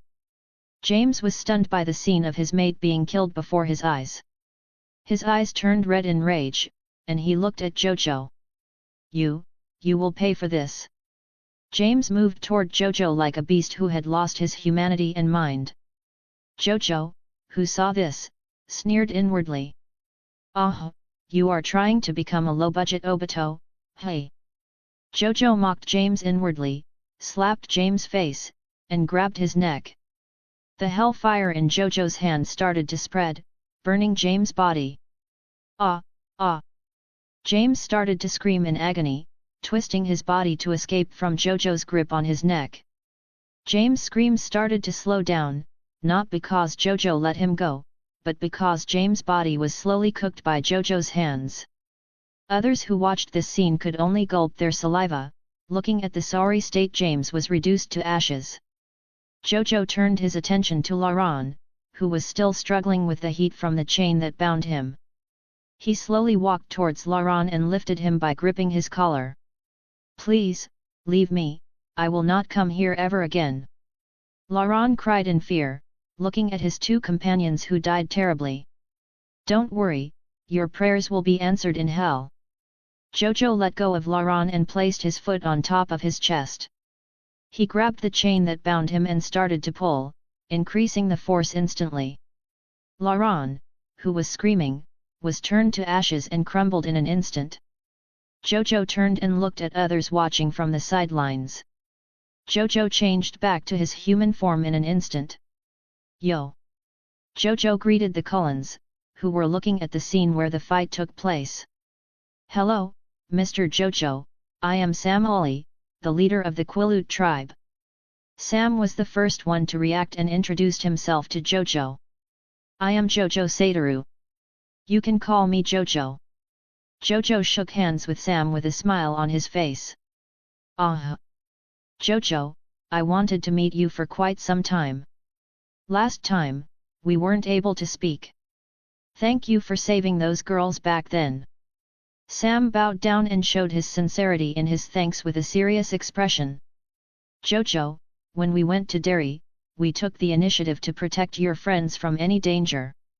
Carlyle, who noticed this scene, came forward and mentioned the help Sam provided by providing security to Jojo's family. When Jojo heard that the Quileute tribe protected his family in his absence, he felt touched. He shook hands with Sam and Ted with a bright smile. "Thank you, Sam, for protecting my family." Jojo also thanked Sam sincerely for protecting his family. **. Author's POV. Guys, today I'm currently working on a new novel based on Indian mythology and our MC is Lord Shiva. Name, Rudra, the mightiest of mighty. Rudra, the protagonist of the story, is believed to be the reincarnation of Lord Shiva. Moreover, the protagonist, Rudra, is portrayed as super overpowered in this narrative.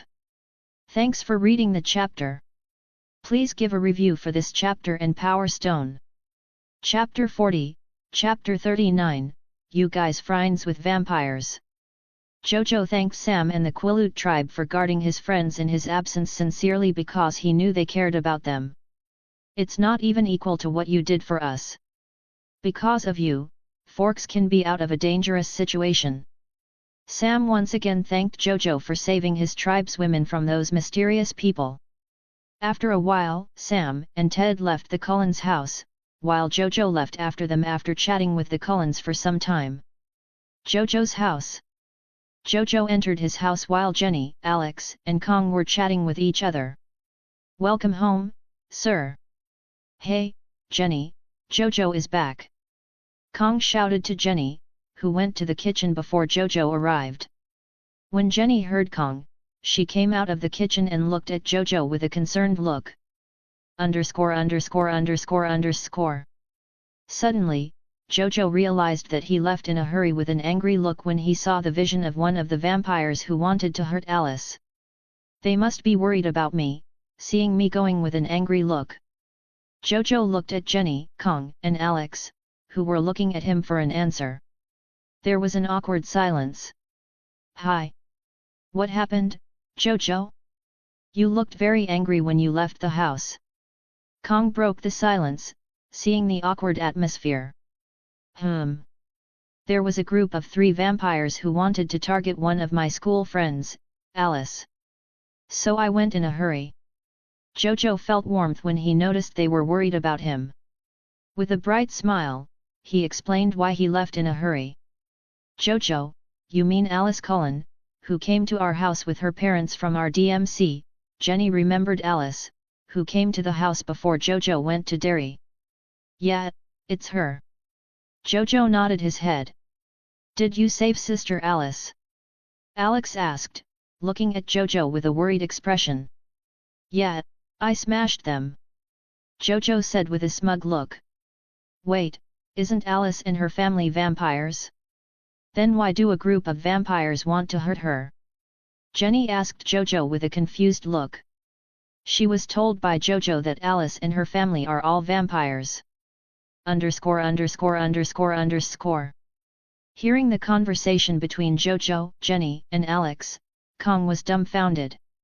He felt like he was left behind when looking at the 3 of them in front of him discussing. Hey! Jenny, you mean you were friends with vampires? Kong asked Jenny to confirm what he heard was correct. Yeah, what? Jenny nodded her head and looked at her husband's expression, raising her eyebrow and questioning him. Kong came out of his stupor and looked at the others. Wait, you mean the new members of the DMC are vampires? Kong asked again to confirm what he heard was correct. Yeah, they are vampires, but you don't need to fear, they don't drink human blood. Jojo reassured Kong that the Cullens are vegetarians, and they don't drink human blood nowadays. That's effing cool. You guys have contact with vampires, and you didn't say anything to me.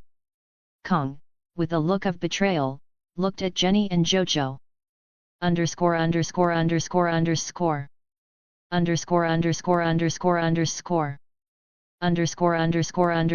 _______. Oh. Jenny, you didn't tell him about this, Jojo asked Jenny while looking at Kong, who became gloomier thinking he was abandoned. I forgot. Jenny apologized to her husband, who was gloomily sitting and looking at them. Hearing Jenny's explanation, Kong looked at Alex, who was sitting calmly next to Jojo, watching TV. Even this kid knew, but I did not. Kong, with an offended look, pointed at Alex, who was watching TV. Cullen's house. Edward, who had his heart contented after peeping on Bella while she was sleeping, came back to the Cullens' house. When he came in front of the house, he saw that some trees were broken, and there were marks of a battle that took place. Carlisle. Seeing this, Edward narrowed his eyes and entered the house, calling Carlisle's name. When he entered the house, he saw all the Cullens sitting in the living room, discussing something seriously. When others heard Edward's voice and he jumped inside the house through the door in a hurry. "What happened, Edward?" Carlisle asked, seeing Edward looking tense, and asked calmly. _______. What happened here? Why are there battle traces outside our house? Did the Quileute tribe attack us? Edward asked, looking at his family, who was sitting in front of him calmly, as if the battle had nothing to do with them. Everyone in the living room looked at him like he was an idiot. Seeing something was wrong, Edward used his power on them to know what happened. When he read their minds, his eyes widened when he saw the battle that took place outside the Cullens' house. "Very strong," Edward muttered in a low voice, shocked, but his words were heard by others. "Edward, did you just read our minds here?" Rosalie asked with a pissed look because she had warned him many times not to use his skill on the family, but each time, he broke the rule like it didn't exist for him. _______. Edward ignored Rosalie, who was shouting at him for using his skills on them. "Edward, did I not say you shouldn't use your skill on one of us?" Carlisle looked at Edward with a serious expression. Seeing Carlisle's serious expression, Edward didn't say anything and nodded his head. "Where did you go?" Carlisle asked Edward where he was when the fight was going on. _______. Seeing Edward not answering but noticing a slight change in his expression when Carlisle asked about his whereabouts during the fight, everyone became silent. "Don't tell me you went to peep on the weird girl in her sleep." Rosalie didn't miss the chance to tease Edward. "I said to them, just guessing, who knows if my guess will be correct," Rosalie started to say with a smug look on her face. Looking at Edward, who was still not answering, Esme sighed. "Edward, call Bella to have lunch with our family." Esme looked at Edward and said with a gentle smile. "Why should I bring her?" Edward asked, looking at them. "Finally, you spoke on this matter, I thought you forgot to speak." Emmett put his arm around Edward and teased him with a grin on his face while looking at him. ***. Author's POV. Guys, today I'm currently working on a new novel based on Indian mythology and our MC is Lord Shiva. Name, Rudra, the mightiest of mighty. Rudra, the protagonist of the story, is believed to be the reincarnation of Lord Shiva. Moreover, the protagonist, Rudra, is portrayed as super overpowered in this narrative. Thanks for reading the chapter. Please give a review for this chapter and Power Stone. Chapter 41, Chapter 40, Bella's Dilemma. Next morning. In the parking lot of Forks High School, 2 buses were gathered, and the biology professor was monitoring every student entering the bus. Bella was standing, leaning on her rusty truck, lost in deep thought, not paying any attention to her surroundings. Suddenly, Bella's focus shifted to the dent in the van that Tyler drove yesterday. She remembered how the car started to slide towards her and Jojo, and how Edward saved her and got kicked in the face by Jojo. _______. Bella shook her head, trying to push the thoughts out of her mind. Whenever she thought about how heroically Edward saved her, she subconsciously remembered the embarrassing moment for Edward. Jojo's house. "Alex, come fast. I need to be there at school on time." Jojo called Alex, who was putting on his shoes in a hurry while Jenny helped him pack his school bag. Jojo went to his motorcycle, started it, and Alex came running towards him. He sat behind Jojo, and they rushed off to Alex's school. Jojo dropped Alex off at the school gate, turned his motorcycle into a slide, and left the school in a hurry, looking at his watch. Jojo was riding his motorcycle like a pro, leaving behind only dust. Forks High School. Alice, Edward, Jasper, and Edith were walking towards one of the buses, chatting with each other. Everyone in the parking lot, as usual, looked at them with envy and jealousy. The parking lot became silent for a few seconds. Bella looked at the Cullens with a complicated expression. She couldn't confirm if what she saw yesterday was her imagination or reality, even though she knew it was real. Is it real or my imagination? No, it's real. Jojo landed his foot on Edward. Oh, there is also a footmark on Edward's face from yesterday at the hospital. Various thoughts went through her mind as she tried to confirm what happened. Vroom, vroom, vroom. Suddenly, everyone in the parking lot heard the noise of a motorcycle engine being driven at high speed. Everyone, including the Cullens and Bella, looked in the direction of the noise. They saw a black Harley-Davidson motorcycle approaching the school parking lot at high speed.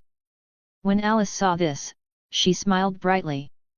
The motorcycle made a sharp slide at the entrance of the parking lot and picked up speed, causing the front wheel to lift in the air for a second.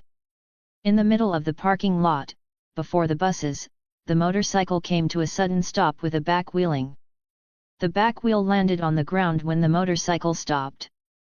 The rider, wearing a black helmet and a black jacket, didn't seem to care about the stares directed at him. Next second, he removed his helmet, revealing Jojo, and parked his motorcycle in a space near Bella's rusty truck. Jojo!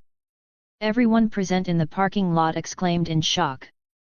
They knew Jojo would come to school with his Harley-Davidson motorcycle, but they were still stunned by his riding skill.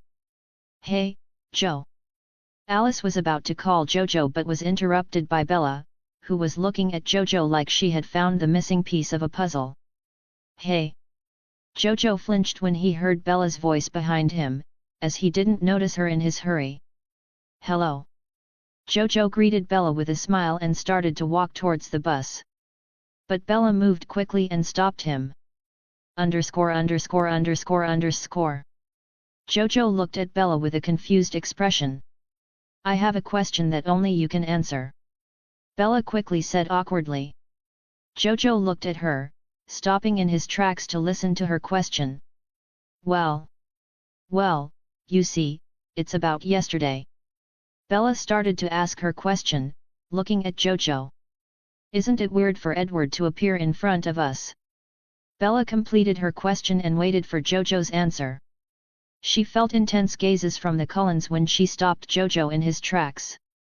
Seeing this, Jojo's lips curled up. He knew Edward and the other Cullens were listening to their conversation. Well, I didn't see Edward, but I only felt like I was stepping on something very hard, like a stone slab, when my foot landed on the van. Jojo placed his finger on his chin as if thinking deeply. Underscore. Edward looked at Bella with his usual curious look on his face, while Alice was looking at Bella with narrowed eyes. Jasper, who was behind Alice, suddenly, with black lines on his face, got up from his seat and moved away from Alice, sensing her intense emotions. Maybe I was mistaken. No, Edward had a boot mark on his face at the hospital yesterday when I saw him. Bella was silent, hearing Jojo's reply to her question, thinking deeply. Come on, we need to go. The biology professor looked at Bella and Jojo, who were chatting very intensely. Sorry, Professor. Bella entered the first bus. When Jojo was about to enter the first bus, following Bella in a hurry, he was stopped by Alice. Alice immediately gripped his hand and dragged him towards the other bus, while Edward entered the first one. All right. The biology professor sighed and entered the first bus. Jasper and Edith entered the second bus, following Jojo and Alice. Alice sat on the front row near the door, and Jojo sat beside her with a smile on his face. He didn't expect Alice to pull him to the second bus by force. My dear Pexie seems to be jealous seeing her boyfriend speaking with other girls before her.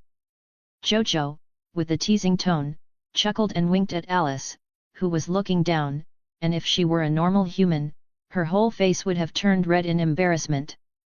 Bella seems curious, Alice asked while trying to control herself from taking Jojo onto the bus. Jojo was about to respond, but he was drawn to the look in Alice's eyes, which seemed to say, "Take me." Jojo's heart started to beat rapidly. He tried to control his feelings, but Alice could sense his rapid heart rate, revealing his true emotions.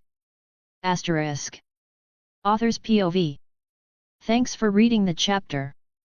Please give a review for this chapter and Power Stone. Chapter 42, Chapter 41, Hope's Drawing. Jojo's heart started to beat rapidly. He tried to control his feelings, but Alice could sense his rapid heart rate, revealing his genuine emotions, which made Alice have an even larger smile. "Edith, let's move a few seats back," Alice said. Jasper, who was sitting behind Alice and Jojo, suddenly got up from his place and moved a few seats back from Jojo and Alice. Edith smirked at Jasper and moved with him, enjoying his peril. Edith looked at her sister, who was enjoying her time with her mate, and she started to remember how she and Jasper first met, how she proved her love to him, and how she convinced him to join the Cullens. Thinking about all this, Edith started to giggle to herself. _______. Jasper, who was taking blows from Alice and Jojo with their wild feelings for each other, was now assaulted by his mate's feelings for him, and the intensity started to increase as he watched Alice and Jojo. "They remember us, our past," Edith said, holding Jasper's hand while leaning her head on his shoulder and looking at the new couple before them. _______. "Yeah, I too feel like it," Jasper said with a bitter smile on his face. After an hour, they arrived at the destination for the field trip. The first bus, which left with Edward and Bella, had already arrived at the location, and students were gathered in the yard waiting for the second bus to arrive. The bus stopped, and Jojo and Alice, near the door, were the first to come out of the bus, holding hands. After a few students exited the bus, Jasper and Edith exited, standing away from the new couple. "Oh, it's a greenhouse," Jojo looked at the greenhouse before them with a slight tone of surprise. _______. Suddenly, everyone in the group looked at Jojo intensely without blinking. Jojo became confused and looked at everyone. Even the professor who accompanied them looked at Jojo with blank faces. "Hey, what's up, guys?" Jojo's mild voice came out of his mouth with a confused look on his face. Alice, who saw this, smirked. "Jojo, actually yesterday afternoon, everyone discussed this field trip to the greenhouse," Alice said softly in his ears to clarify for him. "What? How did I not know?" Jojo exclaimed loudly in shock. "How will you know when it's your bedtime in class?" the biology professor with twitching eyes replied to Jojo. "Oh, so I was sleeping when they informed me about the greenhouse." Being a busy man is normal, Jojo comforted himself. The greenhouse was separated into two compartments. Alice pulled Jojo to the second compartment, looking at the beautiful flowers and plants in it with a twinkle in her eyes. Jasper, who got his chance, caught Edith's hand as she was about to follow Jojo and Alice and dragged a dumbfounded Edith to the first compartment. After entering it, he felt somewhat better than in his previous miserable position. New Orleans. Mikhailson's compound. Hope entered the house with a sad face, deep in thought. Past.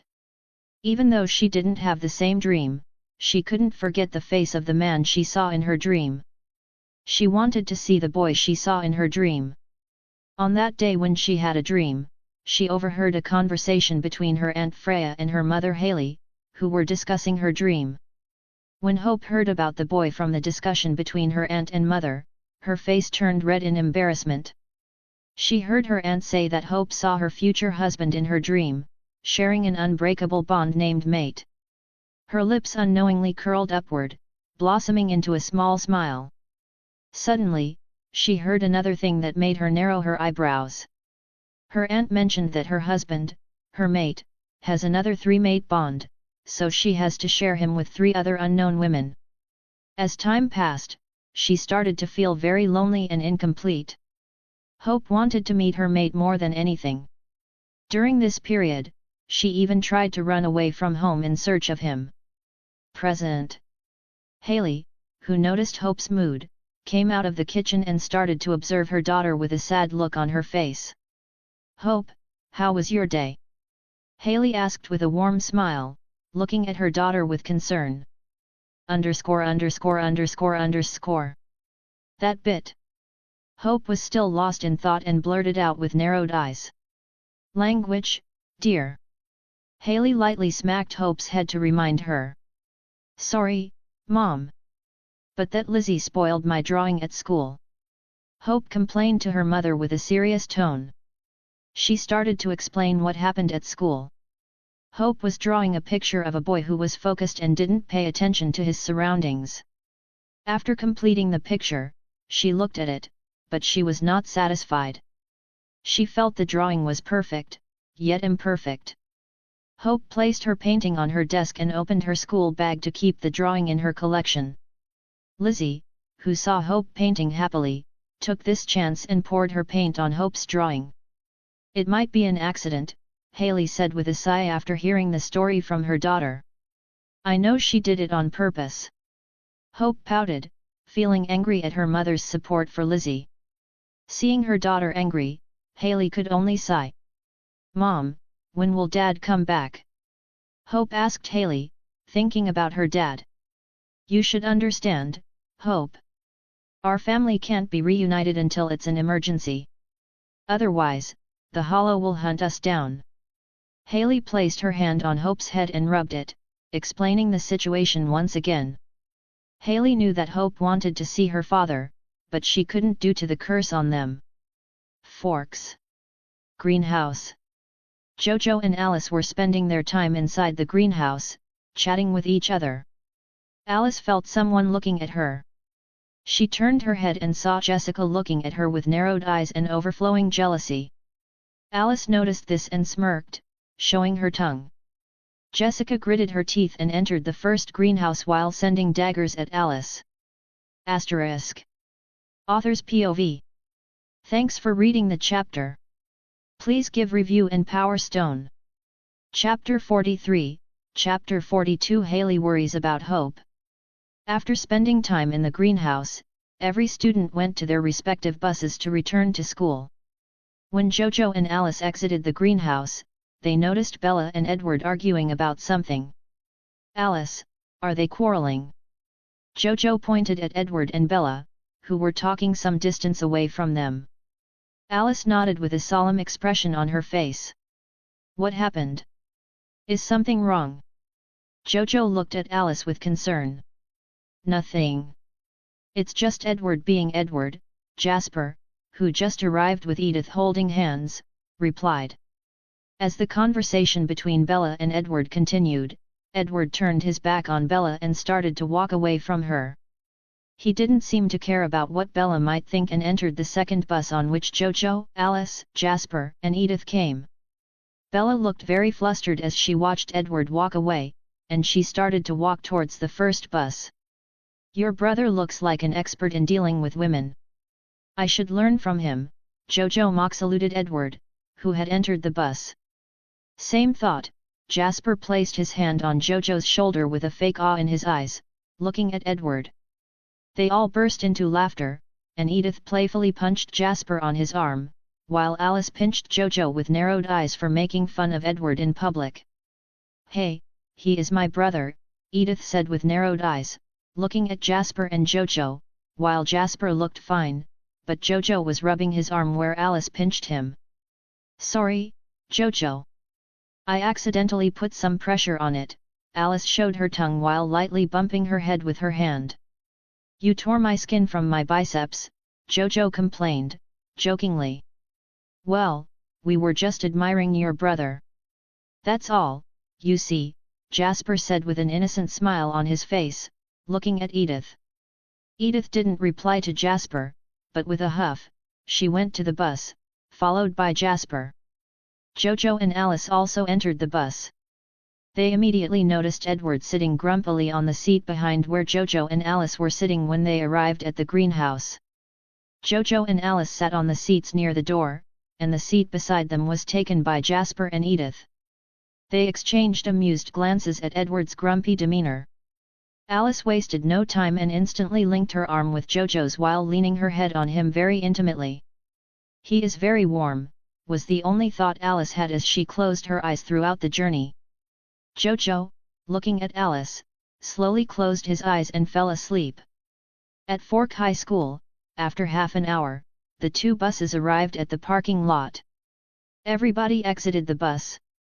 The final bell rang, indicating that today's classes were over. Bye, Jojo.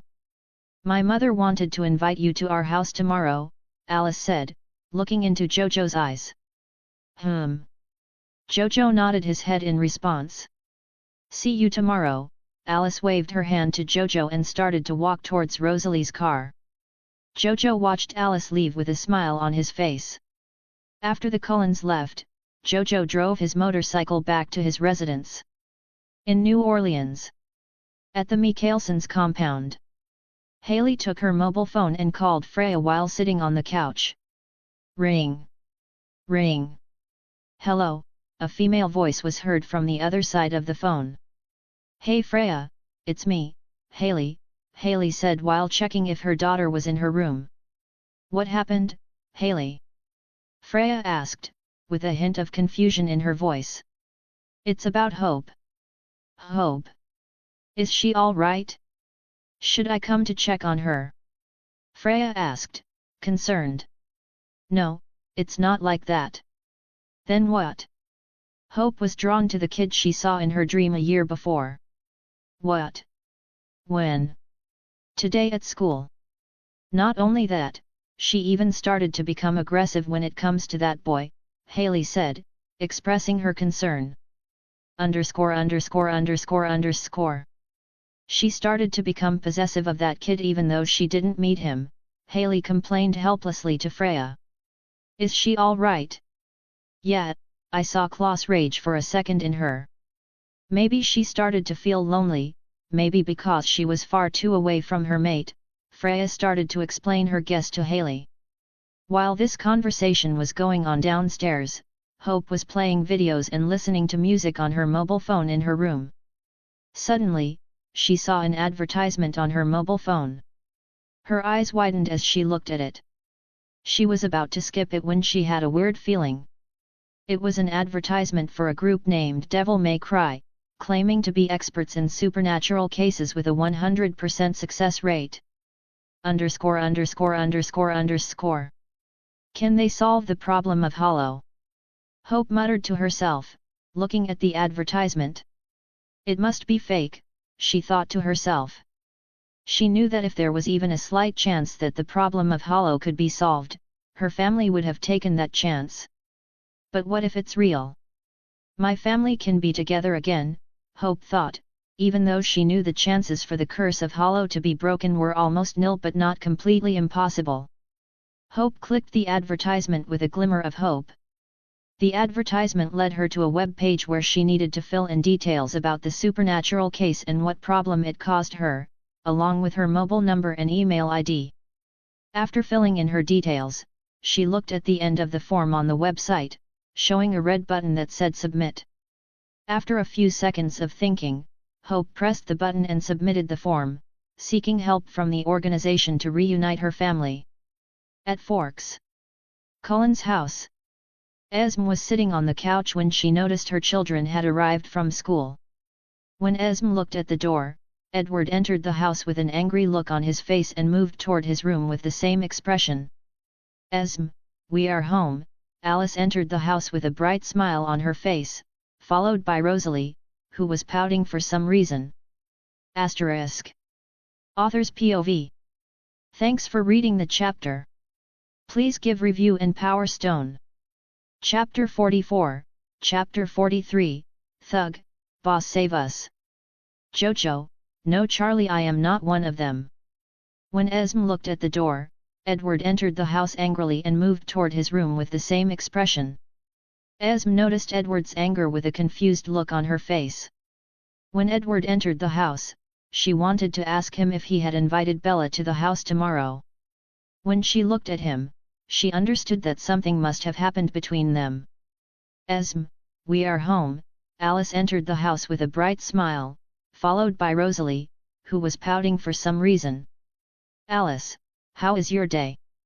Esme warmly welcomed her with a smile.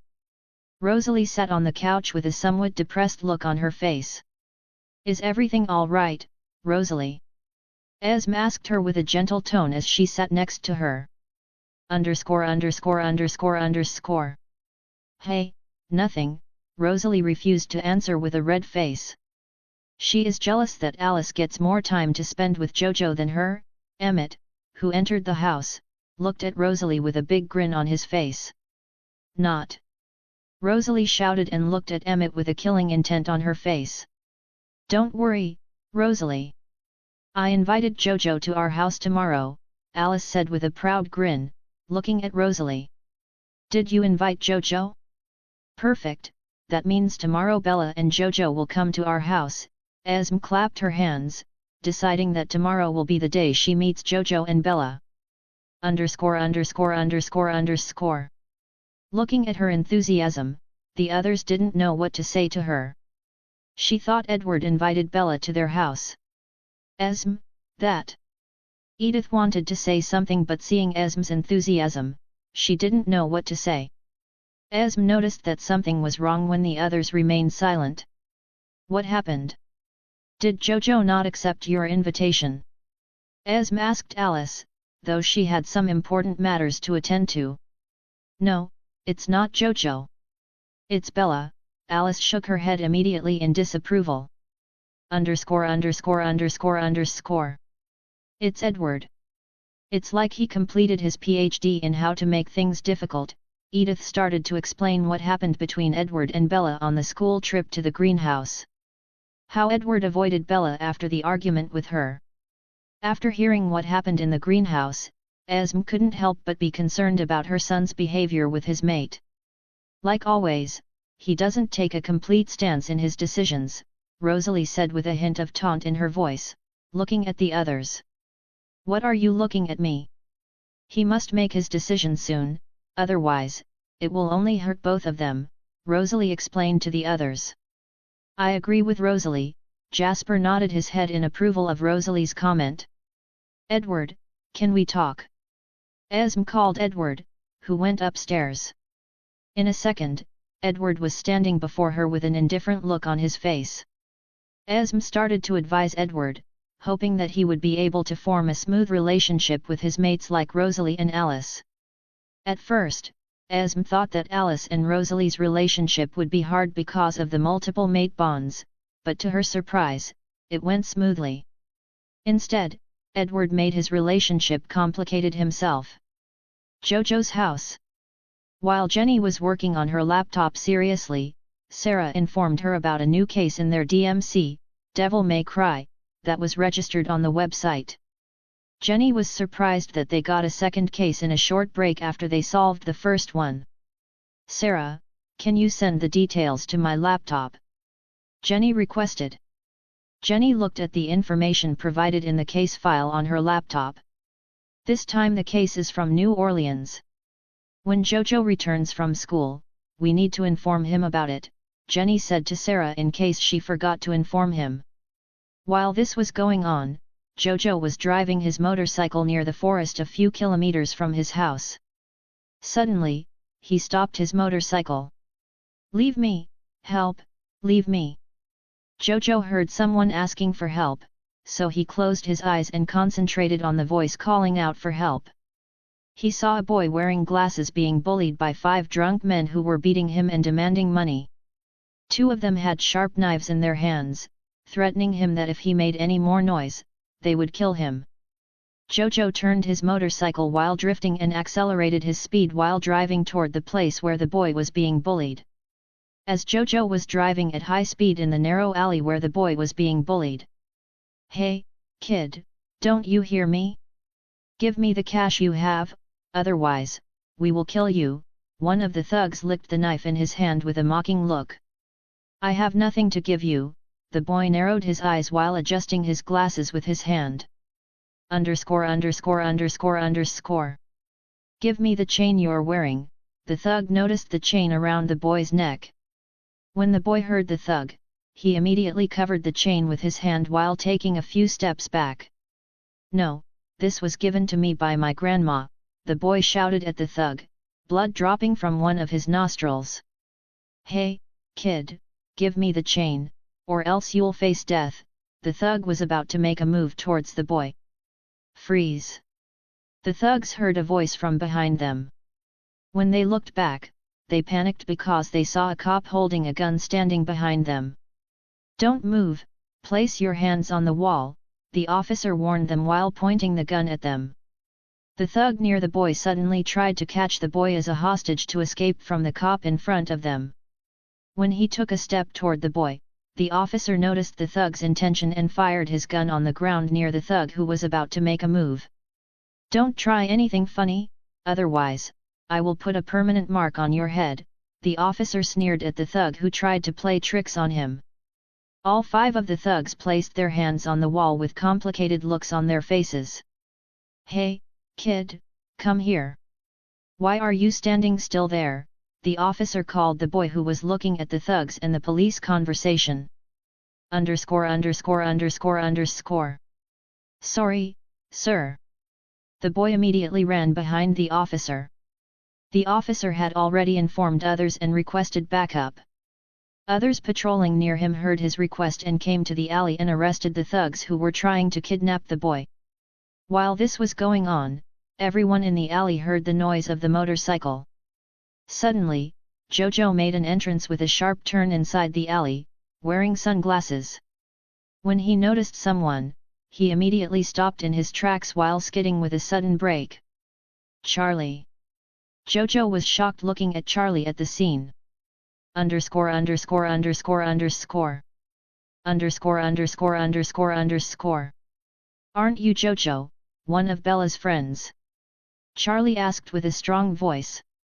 "Hey, yes, sir," Jojo replied, unsure of what to say. He didn't expect Charlie to arrive at the scene before him. Shouldn't the cop arrive late, like always? Jojo cursed his luck in his mind. "What are you doing here? Are you involved with them?" Charlie asked with a strong voice while pointing at the 5 thugs. No, sir," Jojo shook his head immediately.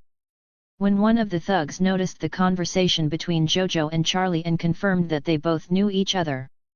"Boss, save me," one of the thugs shouted, looking at Jojo with puppy eyes. ______________________________________________________________________ Jojo was stunned when he heard the thug call him boss. Suddenly, the tension in the air started to increase. Author's POV. Thanks for reading the chapter. Please give review and Power Stone. Chapter 45, Note. Sorry guys for not uploading the chapter regularly. A week before I got a problem with my GF which makes me sick to sit in one place to write something which brings sour memories. I will start uploading chapters regularly in a week. Chapter 46, Notice. Hi guys, I will start to upload regularly from today. Thanks for waiting patiently. 1 Ghost Rider in Twilight /TVD to Monday, Tuesday, and Wednesday. 2 in Black Clover with Grimoire of Omnitrix Thursday, Friday, and Saturday. 3 Shivati Sunday. This was the first one I started writing, but due to poor writing quality, I stopped writing it. With some experience I gained by writing other 3 works. I am going to edit it and repost it. Inspired by HP Universe. 4 Harry Potter, Stefan Grindelwald paused. I will start writing it after I edit the Shivati chapters I posted. I will once again change the schedule to post it regularly. 5 Rudra, the mightiest of might. I temporarily paused. Chapter 47, Chapter 44, Hope chooses to trust DMC. Jojo's house. Jenny was reading the information about the next case that was summarized by Sarah and took her phone to make a call to discuss the case with the client. Jenny dialed the number from the details of the case file. Ring, ring. Hello. The call was answered, and a confused girl's voice was heard from the other end. In New Orleans, at Mika Elson compound. Hope filled out the form provided on the DMC website, taking a slight bet that her family could be reunited without fear of Hollow returning. After the form was successfully submitted, a message appeared indicating that she would soon receive a call from the organization. Hope tried to search the website to read it more clearly, to determine if it was trustworthy or fake. Even though she had submitted the form, she didn't want to put her faith in something false. Suddenly, the door to her room swung open. "Hope, I'm going out." "Are you?" Haley entered the room with a bright smile. According to her conversation with Freya, Hope was behaving like this due to a bad mood. To change her mood, she asked her to go shopping. Hope hadn't expected Haley to enter the room. She was deep in thought, thinking and searching about DMC, so in a panic, she hurriedly hid the mobile from her mother. _______. Seeing her daughter hiding something, Haley eyed Hope suspiciously. Hope tried to act normal but failed. "Hope, are you all right? Why are you so nervous?" Haley asked her in concern, thinking her daughter might be planning some pranks to make her father come home. "I must stop her from doing something stupid." Haley with a sigh, looked at Hope. "I'm all right, Mom. I was just surprised when you suddenly opened the door." Hope didn't make eye contact with her mother. "Is that so?" Sigh. "Fine, I'm going shopping. How about accompanying me?" Haley sat next to Hope and asked her with a gentle smile on her face. Hope nodded her head. When Haley was about to leave the room, suddenly Hope's phone started to ring. Hope looked at her phone to see who was calling, but it was an unknown number. Suddenly, she remembered that the message she read said that someone from the DMC would call her soon. _________. Is this a call from DMC? What should I do? Mother is here. Hope started to think about what she should do now, looking at the phone, unsure if she should answer it or not. "What happened, Hope? Who is it?" Haley looked at her daughter, who was looking at the phone call nervously. "Hey! Mom, it's a friend." Hope tried to lie to Haley, who raised an eyebrow, seeing her daughter, who always showed confidence, now acting like this. Sigh. "I'll be waiting downstairs." Haley walked out of the room and closed the door, leaving behind Hope, who was heaving a sigh of relief. "Hello," Hope answered the call with slight confusion. Call connected. "Hello, I am from DMC. Are you Ms. Hope Mickelson who registered a complaint about a supernatural case on our website? ________. It's them. Should I believe in them?" Hope was in deep thought, upon hearing that the call was really from DMC. "Hello, Ms. Are you there?" The voice from the call broke Hope's deep thought. "Yeah. I am the one who did it." Hope nodded her head while answering.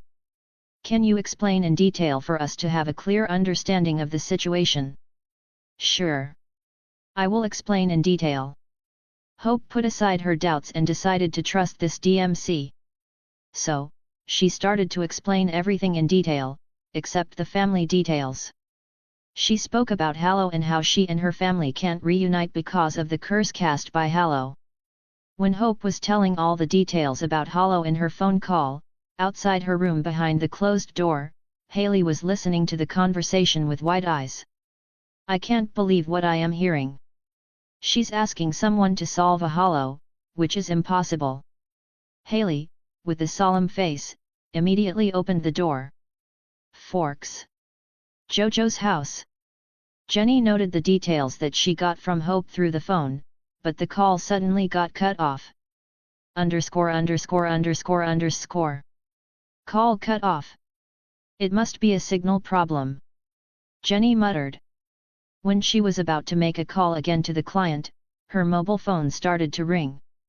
She looked at the caller while checking the information she noted about the case in one hand. When she noticed the caller, she immediately picked up the call. "Jojo, where have you been? It's already late." Jenny started to ask worriedly. I have happy news. We have a new case." Jenny interrupted Jojo before he could say anything happy about the new case. I am in. Come home quickly. This time we need to go to New Orleans. You know. Jenny once again interrupted him enthusiastically. Jenny. King, who entered the house, looked at his wife who was talking to Jojo enthusiastically. I am in Po. Yes. Tell me, darling. Oh, wait a minute Jojo. Kong is here. Jenny started to ask Kong questions about how his day was and such. Underscore. Jenny, who is on the call? Kong asked his wife, who was questioning him continuously without any pause. Oh, it's Jojo, Jenny said with a smile. Kong knew his wife was very happy for some reason and told him about the next case they received. Hey Jojo, congrats man! You got your next case in a week. Kong took the phone from Jenny and wished Jojo. Underscore. Kong. Jojo, who was on the other side, called his name with a neutral tone. Yet. I am at the police station. So come here to solve the misunderstanding and free me from the charges. Jojo said in a breath and cut the call. Call ended. When Kong heard Jojo on the call, he stood up from the couch in shock with wide eyes. Seeing her husband who looked very shocked, Jenny questioned Kong about what happened. Jojo was at the police station. Hurry up, we need to go, Kong stated hurriedly, taking his car keys and walking towards the door. Wait. I am also coming with you. Jenny, who heard Jojo was at the police station, started to take her things and walked towards the car to go to the police station. Asterisk. Author's POV. Thanks for reading the chapter. Please give review and Power Stone. Chapter 48, Chapter 45, Same Mysterious Patterns. After learning that Jojo was in police custody, Kong and Jenny hurriedly left the house to go to the police station and clear the charges against Jojo. Kong, hurry up. We need to get to the police station fast. Did Jojo tell you anything else? Jenny sat in the front seat of the car beside Kong.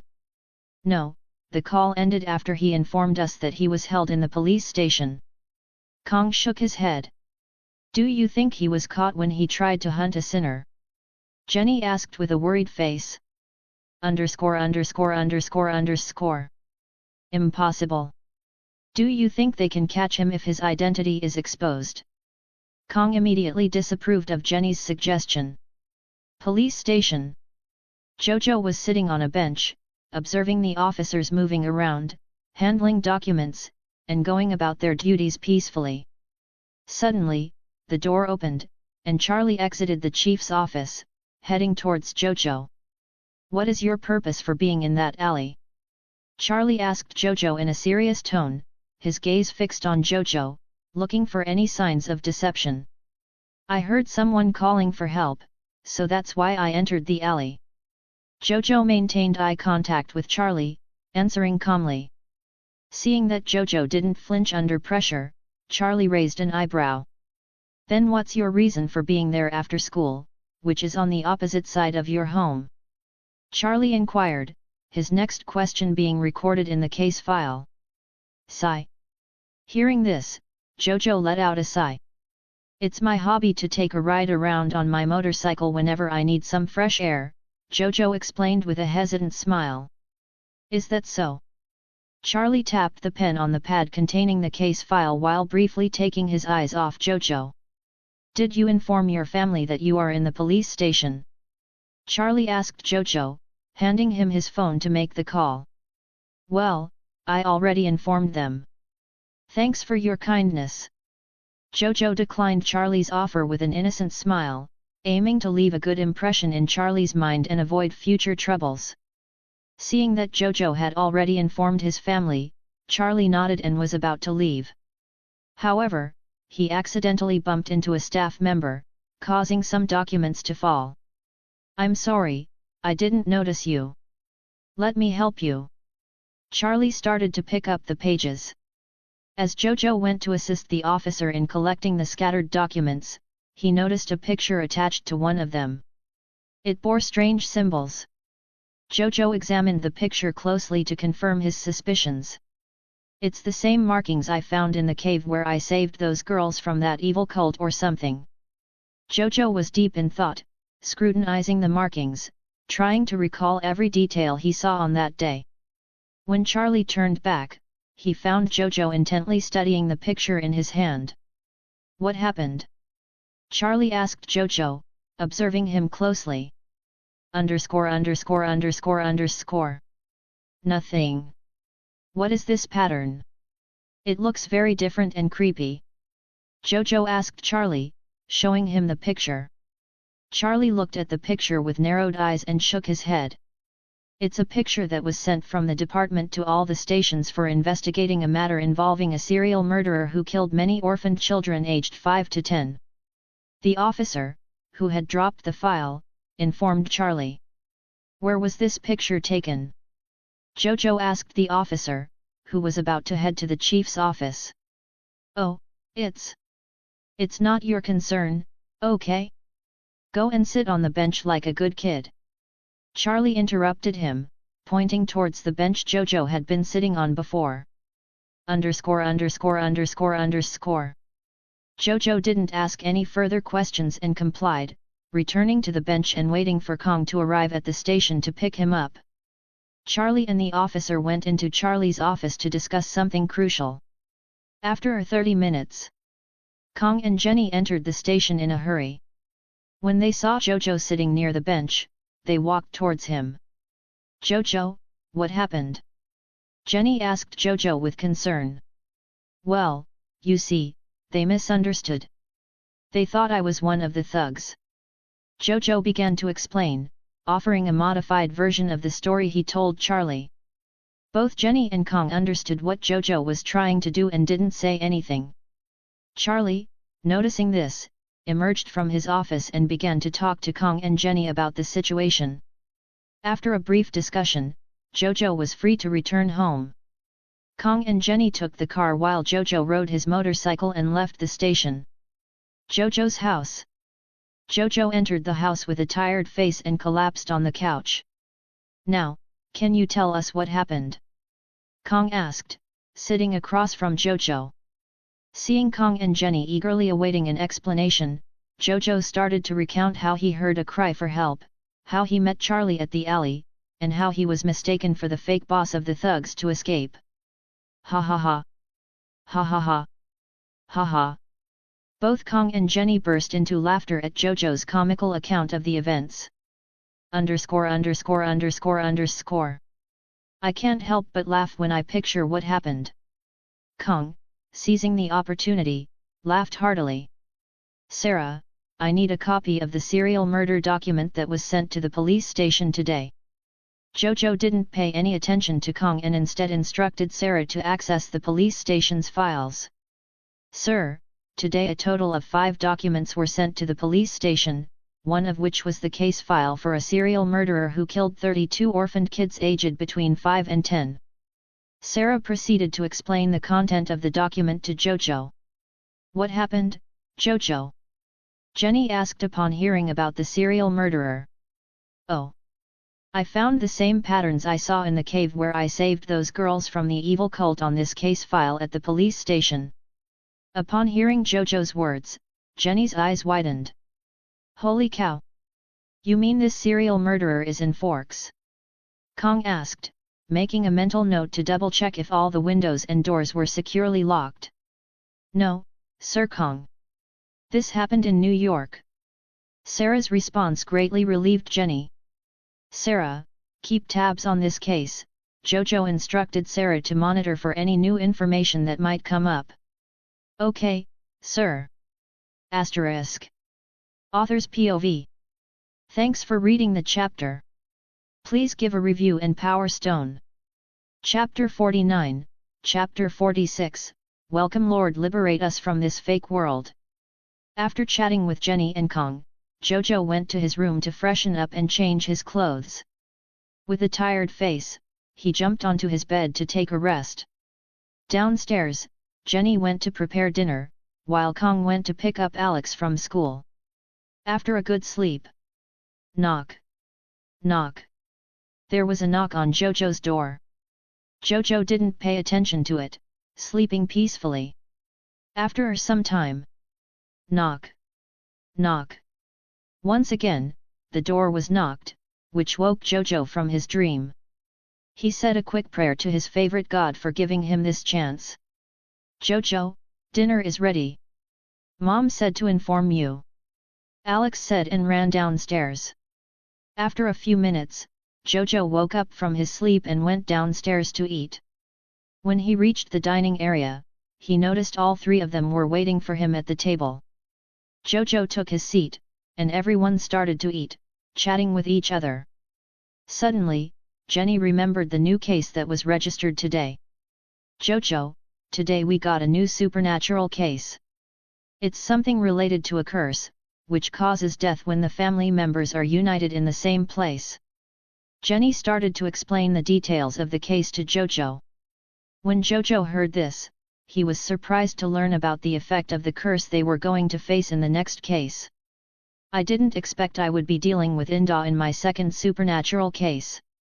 Jojo went into deep thought, pondering how to handle this matter, considering they were also going to deal with a psycho, hot-tempered, possessive vampire. What's the name of the client who filed the case? Jojo asked, interested to know which big shot took notice of him. Hey, the client's name is Hope Mickelson, Jenny answered, taking the file from the couch and handing it to Jojo. If it's Hope, it's reasonable.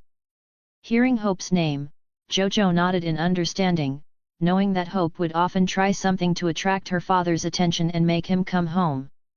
So, did you confirm any date for the appointment? Jojo asked Jenny with an interested look. No, the call ended after she explained about the hollow, before I could confirm any date for an appointment. Jenny shook her head with a disappointed look on her face.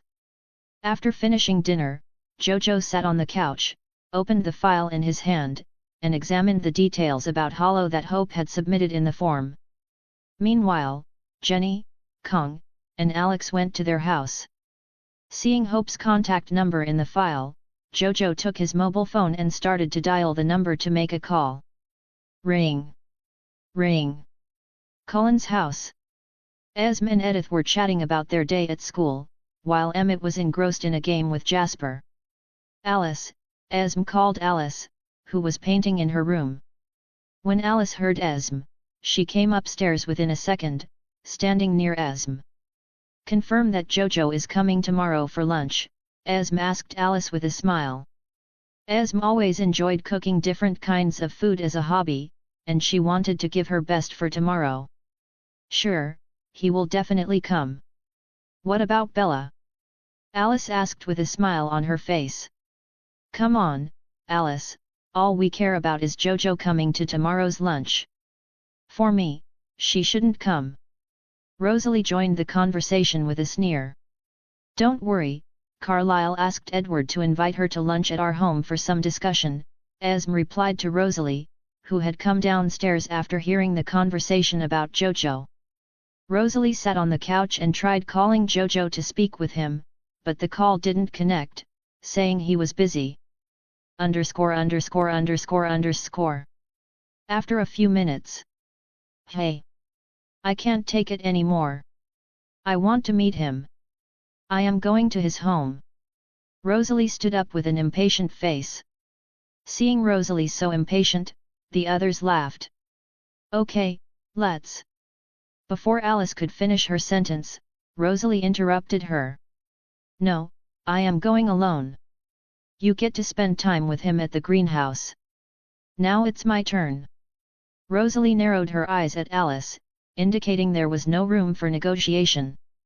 Jojo's house. After Jojo finished the call, he sighed. When he was about to go to his room to sleep, he suddenly got a vision. In that vision, he saw a church. The father of the church was wearing a dark robe in a dimly lit room. There were 20 to 30 people dressed in the same black attire, their faces covered with hoods. They held candles, lifting them above their heads, kneeling, and bowing their heads. At the center was a coffin. The church father began to speak in an unknown, creepy language. The flames on the candles started to burn faster. The nails on the edges of the coffin slowly moved upwards, emitting a weird, creepy sound. Creak! Creak! As each nail was removed, the lid of the coffin slowly lifted, and there lay a mummified body with eyes that looked the opposite of human eyes. While humans had pupils that were black or another color with white around them, the mummified body had white pupils with black eyes. "Welcome, Lord, liberate us from this fake world. Take us to heavens." Seeing the dead body open its eyes, everyone in the dark room started to speak at the same time. "My Lord, welcome to take this small offering that this servant prepared for you." The church's father took a large pot with the help of a few members and opened it with a happy face. He began to pour what was in the pot inside the coffin, which appeared black. The surrounding area of the coffin started to emit a black mist. As the mist touched the father and the members holding the candles, they began to age. Their life force was being drained by the mist. As everyone in the room turned into bodies that looked mummified, the mist started to return to the coffin. When it settled, a man without any clothing emerged. "Trash!" He looked at the members who had resurrected him with disgust, as if he were looking at pests. "Now, I, Rex, need to open the seals and release the disgusting ones placed all over the world, and release everyone inside. Hee, this era belongs to us. Hee. The man started to laugh sinisterly. The vision ended. **** Author's POV. Thanks for reading the chapter. Please give a review and Power Stone. Chapter 50, Chapter 47, Jojo's Bad Day continues. When the vision ended, Jojo opened his eyes with a serious face. So far, he had received visions of sinners after they had committed their deeds. However, this time he had a vision of someone before they committed any sins, and there was also a group of mad followers willing to sacrifice themselves to resurrect this individual. Sigh. It seems like this man will be a big problem. I should deal with him as quickly as possible. If he's allowed to gather his group of mad followers, it might cause a lot of trouble. Jojo started to contemplate a suitable plan to face his target, even though it was quite far from Forks, the first time he had ventured so far into this world. Swish! Swish! Suddenly, there was a blurred image that entered Jojo's house with a gust of wind. The next moment, Rosalie was sitting on the same couch Jojo was sitting on, though she was turned to the side. __________. Rose. Jojo looked at Rosalie with a confused expression. What was she doing in his house this late at night? What? Do I need to inform someone in advance to visit my boyfriend's house? Or is only Alice allowed to spend time with you? Rosalie, who had heard Jojo, turned her head and looked at him with a defiant gaze, her lips pouting. He is my Rosie jealous of her sister. Jojo, sensing Rosalie's feelings, hugged her wrist and pulled her closer, whispering in her ear. I'm not jealous of Alice. Rosalie playfully punched Jojo in the chest. She gets to spend so much time with you in class, even in that greenhouse. What about me? Rosalie began to justify that she wasn't jealous. So, did you come here to punish me? Jojo's breath fell on Rosalie's ears, arousing her. Narrowing her eyebrows, she relaxed upon seeing Jojo's face so close to hers that their breaths mingled. Of course, you need to be punished. Rosalie pushed Jojo to lie on the couch and sat on top of him, her gaze fixed on him like a predator about to pounce on its prey. _________.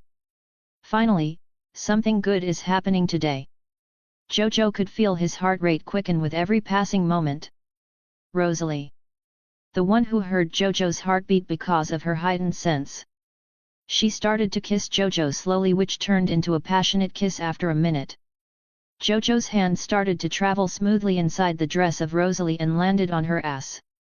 Feeling Jojo's hand, Rosalie, who gave up on her instinct, started to tease him by slowly moving her hips up and down. Rose. Hi. When Jojo was about to say something, Rosalie's finger landed on his lips to keep him quiet. This is your punishment, she whispered in his ear while blowing air on it, making his mind go blank. After that, she laid her head on his chest while hugging him tightly. Now sleep, she commanded Jojo, whose mind was still blank, and ruffled his hair. What did you say?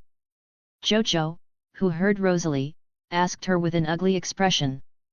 All his dreams had just been demolished like that. I said sleep, Rosalie said with a strong tone, seeing Jojo looking at her like a lost puppy. What? Why is this happening to me? Jojo screamed in his mind in frustration. And tomorrow you are coming to our house, right? Rosalie asked him while drawing circles with her finger on his chest. Yeah, I will come. After that, I will need to travel to New Orleans to solve a new case. Jojo told her that he would be leaving Forks after lunch at her house. What, you got a new case so soon? Hearing Jojo, Rosalie lifted her head and looked at him with a sad face. After chatting with Rosalie, Jojo slowly drifted into sleep while Rosalie was snuggling him, smelling him like her favorite food. Next day, Jojo opened his eyes because of the sunlight falling on his face. Morning, Jojo, Rosalie, who was preparing food in the kitchen, came to him with a cup of coffee in her hand. Good morning. Jojo, who was about to say good morning to Rosalie, was stunned seeing her appearance when the sunlight fell on her. Her skin was sparkling like a diamond in the sunlight. Seeing Jojo, who was mesmerized looking at her, Rosalie was very happy and sat next to him. Don't forget to come to our home for lunch, Rosalie said with a small kiss and left the place with a whoosh. After Rosalie left, Jojo took his laptop and started to search for the church he saw in his vision. He noticed the name of the church in his vision.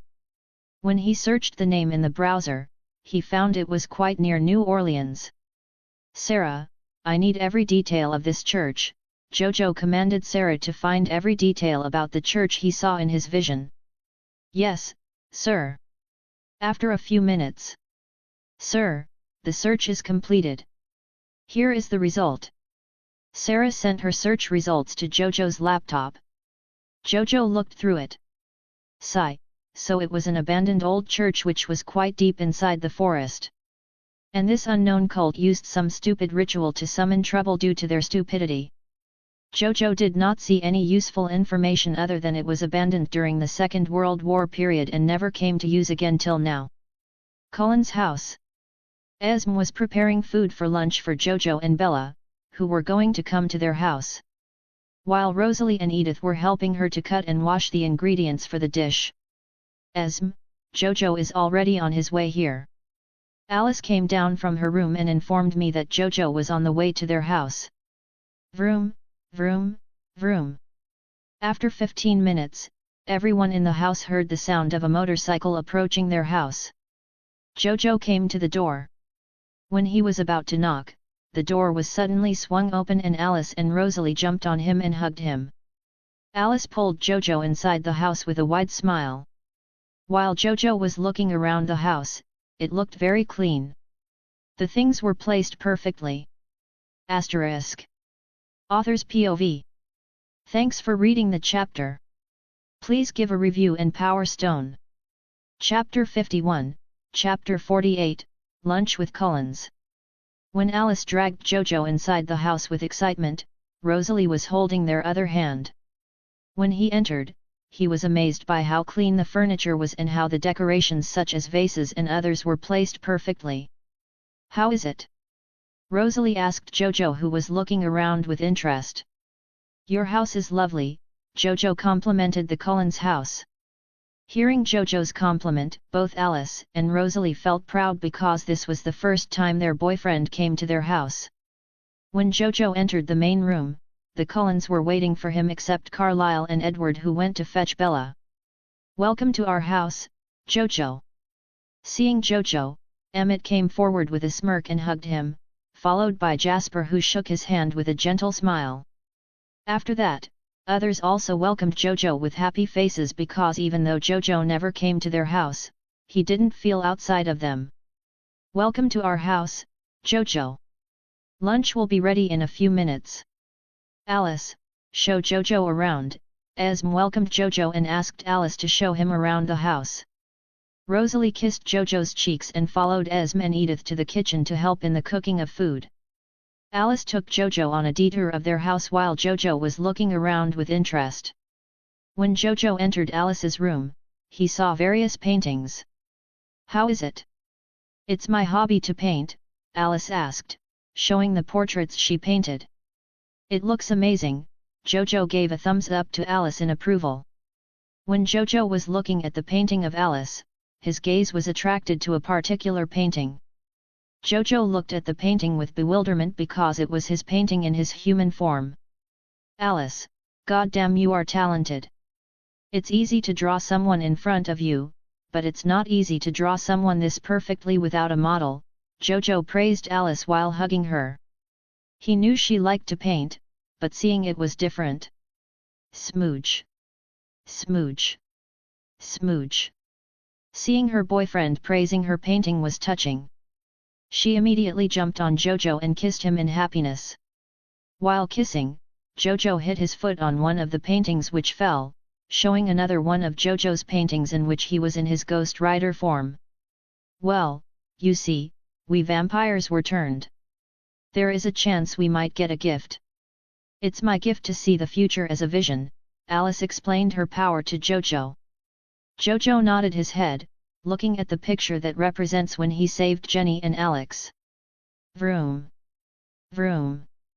Jojo and Alice heard a car parking outside the Cullens' house. They looked outside the glass window. There was a grey car parked near his motorcycle. Edward exited the car from the driver's seat while Bella came from the back seat. Jojo and Alice exited her room and came downstairs. Edward looked very happy that Bella was coming to his house. He told her he was not a human yesterday after Carlisle asked him to bring Bella here. "Are you not scared?" Edward asked Bella with a smirk. "No, I am not," Bella shook her head, looking at the house before her with a surprised look on her face. "Why are you surprised? Don't tell me you expected something else." Edward asked Bella, seeing her surprised face. "No, it's not like that, it's just I thought your house would be dark," Bella said with embarrassment. When they entered the house, they heard calming music coming from inside. "I told them not to do this," Edward said with a sigh. Cullens gathered around to welcome Bella while Carlisle also came to the house at the right time. "Oh, we need a good excuse to use the kitchen," Carlisle commented with a smile to relieve the awkward atmosphere. Seeing the food prepared at the dining table, Bella was shocked looking at it.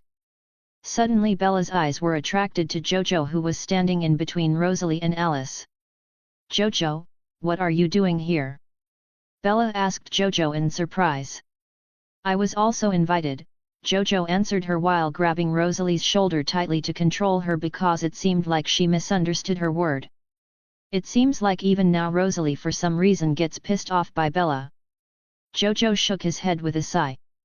Jojo took a seat at the dining table followed by other Cullens.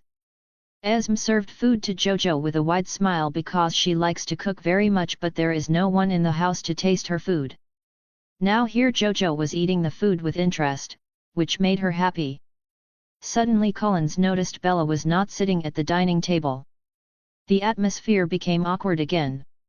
"She already ate," Edward answered instead of Bella with a pissing face, thinking he was clearing the awkward atmosphere instead made it worse. Crack. Hearing Edward's reply, Rosalie became offended and crushed the glass in her hand. "Perfect," Rosalie said with an angry smile. She was pissed off by her brother's behavior now. "Rose, what is this? I like them. Can you give me more?" Jojo interrupted Rosalie, who was going to fight with her brother, which might make the mood worse. "Oh, here I was the one who did this," Rosalie with a bright smile placed the dish on Jojo's plate. Seeing Rosalie, who was about to attack, turned into a perfect housewife who asked her husband to eat more and placed food on his plate with a satisfied smile. "Bella, try some. I like it." Don't miss the chance, Jojo said to Bella without raising his face while eating the food. I know you guys don't eat, so. When Bella was about to say, she was interrupted by Jojo, who suddenly stopped eating and froze in his place for a few seconds. In vision, there was a guy with long black hair who was drawing strange symbols on the ground with a sharp stone, while 10 to 15 kids aged 5 to 10 were tied tightly, preventing them from escaping. Vision ended. What happened? Did the food taste bad? Esme asked Jojo with a concerned face. No, it's a vision. I need to go there, Jojo shook his head. What happened? Alice asked Jojo, seeing him in a hurry to go somewhere. Seems like a psycho murderer was in Forks who was likely to be a follower like the mysterious guys I hunted in the cave, Jojo explained his vision to her. Jojo apologized to Cullens and hurried to his motorcycle. What vision? Why is he going in a hurry? Bella asked Edward, feeling something she didn't understand. Look for yourself, Edward smirked, wanting to prank Bella. When Bella looked outside, she saw Jojo was mounting his motorcycle. Suddenly, Jojo's full body and the motorcycle were covered in fire. When she was about to scream, Jojo was a burning skeleton showing thumbs up. Ray! Jojo took his motorcycle from the house and entered the forest, leaving behind the trails of fire. What is that? Bella asked Edward with shaking hands. Author's POV. Thanks for reading the chapter. Please give a review and Power Stone. Chapter 52, Chapter 49, Hunter doesn't kneel to his prey. Jojo turned into his Ghost Rider form and took his motorcycle, which transformed with the help of Hellfire, into the forest, leaving behind trails of fire. Looking at the scene where Jojo turned into a Ghost Rider and vanished from her sight, Bella stared at the trail of fire. What is that? Bella asked Edward with a shocked face and shaking hands, gripped by fear. It's Jojo, Alice answered with a wide smile. ______. That means he's not human, Bella said with a wary smile, thinking she would have a companion in her classmate. He's not a normal human, he's a spirit of vengeance. His job is to hunt down sinners, those who commit crimes. Rosalie, who had been angry earlier, spoke with pride about her boyfriend. Jojo, riding his motorcycle at high speed, exited the forest and hit the road, moving swiftly. Luckily, the road was devoid of any vehicles. When Jojo approached a settlement where many regular humans resided, he made a sharp turn and followed a small walking path leading to an animal farm. Jojo stopped his motorcycle outside the animal farmhouse, where the pigs, horses, and sheep were in their respective stables. Met. Barks.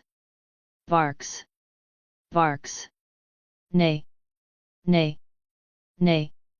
Seeing Jojo in his Ghost Rider form, the animals started to scream in fear, looking disturbed and moving around frantically, trying to escape from the stable. I am not here for you. So shut up.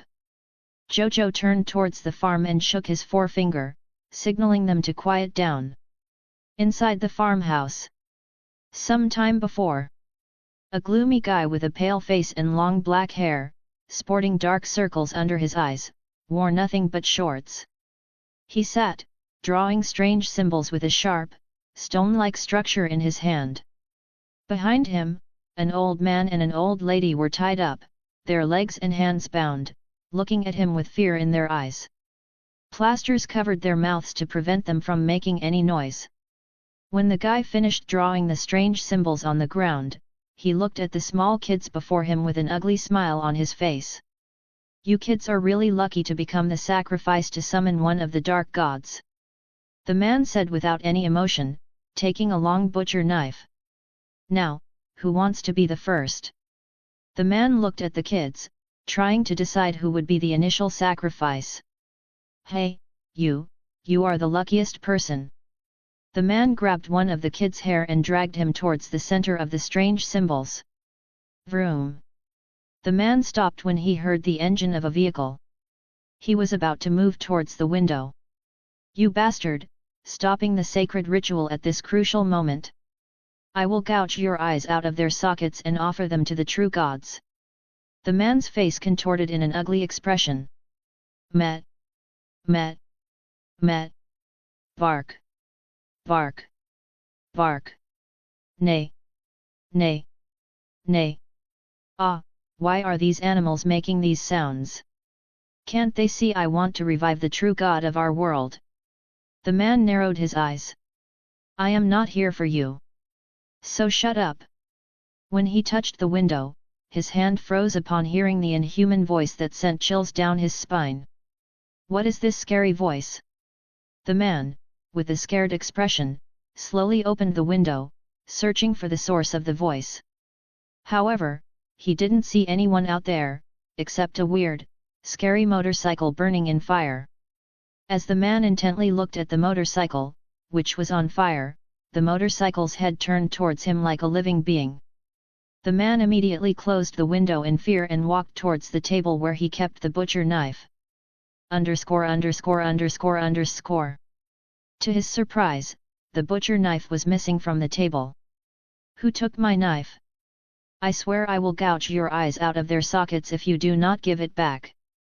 The man started to panic, looking around. Suddenly, there was a tap on the man's shoulders. He stood frozen when he felt the touch. Slowly, he turned back to see who touched his shoulders. Did you just say something about my eyes? Jojo stood before the guy, face to face.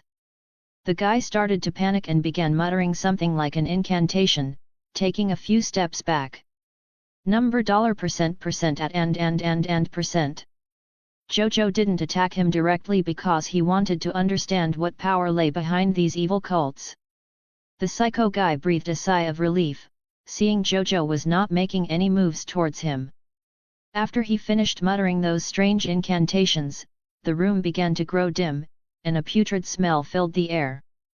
A purple mist covered the ground, emanating from the guy. Slowly, ghosts of the victims he killed and the kids he sacrificed stood before him. They didn't possess physical bodies, only spiritual forms. Seeing this, Jojo felt something was wrong with these ghosts.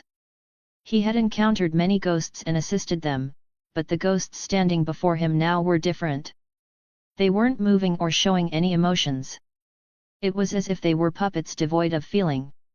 Ha. The man started to laugh meaningfully. As the ghosts stood before them and the skeleton monster loomed, both the elders and the kids looked on in fear. I don't know what you are, but you made the terrible mistake of giving me enough time to complete my spell. How is it, this power given to me by one of the true gods as a gift? Now, I am invincible. The man, with a weird grin, walked toward the kid he had dragged to the center of the circle. _______. So those guys behind these evil cults are somehow granting these crazed individuals power to descend on this world. Hey! Jojo was lost in thought. Seeing Jojo remain silent for some time, the man grinned even wider, thinking Jojo was scared of him. Listen, join us. The true gods will grant you enough power to rule this world. The man pulled the kid's neck and was about to cut his throat with the pocket knife. You see, you and your so-called true gods are just prey. I am a hunter. A hunter doesn't kneel to his prey. Jojo's voice turned even colder while emitting killing intent towards the psycho guy.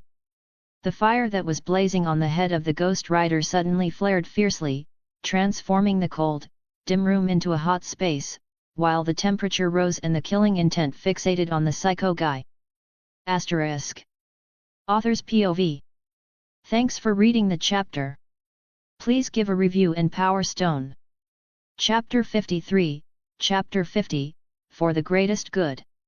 When Jojo heard the psycho guy's statement asking him to surrender to those so-called true gods, he directed his killing intent at the guy, his disgust evident upon seeing the man's face. Stop! If you, sinner, disrupt this ritual, you will face the wrath of the true gods. The man shouted at Jojo in panic, observing the flames burning and starting to blaze even more fiercely. Attack! Kill that monster, the psycho guy commanded the summoned ghosts to attack Jojo. Jojo did not say anything and slowly began to walk towards the guy. With each step he took, the ground he left behind was marked by deep footprints of fire. When the ghosts lunged at Jojo, he didn't move away. Instead, he took the attack head-on. But when the ghosts made contact, the hands and legs that launched the attacks on Jojo started to burn and turn to ashes. How? The psycho guy's eyes widened, looking at the ghost's attack. He hadn't even left a scratch on the being before him, instead, the ghosts themselves were injured. You, come here and get your punishment for your sins. Jojo motioned for the guy to come forward and receive his just punishment. How did you hurt the ghosts? The guy took a few steps back in fear, dragging the kid along with him. Before, he wanted to kill these kids as a sacrifice as quickly as possible. But now, he was afraid he would be killed before even attempting to harm this child. He had been promised by his lord that no one could harm the ghost he had given to him, as it had no physical body. However, the ghost could launch an attack from a corner, utilizing the enemy's blind spot.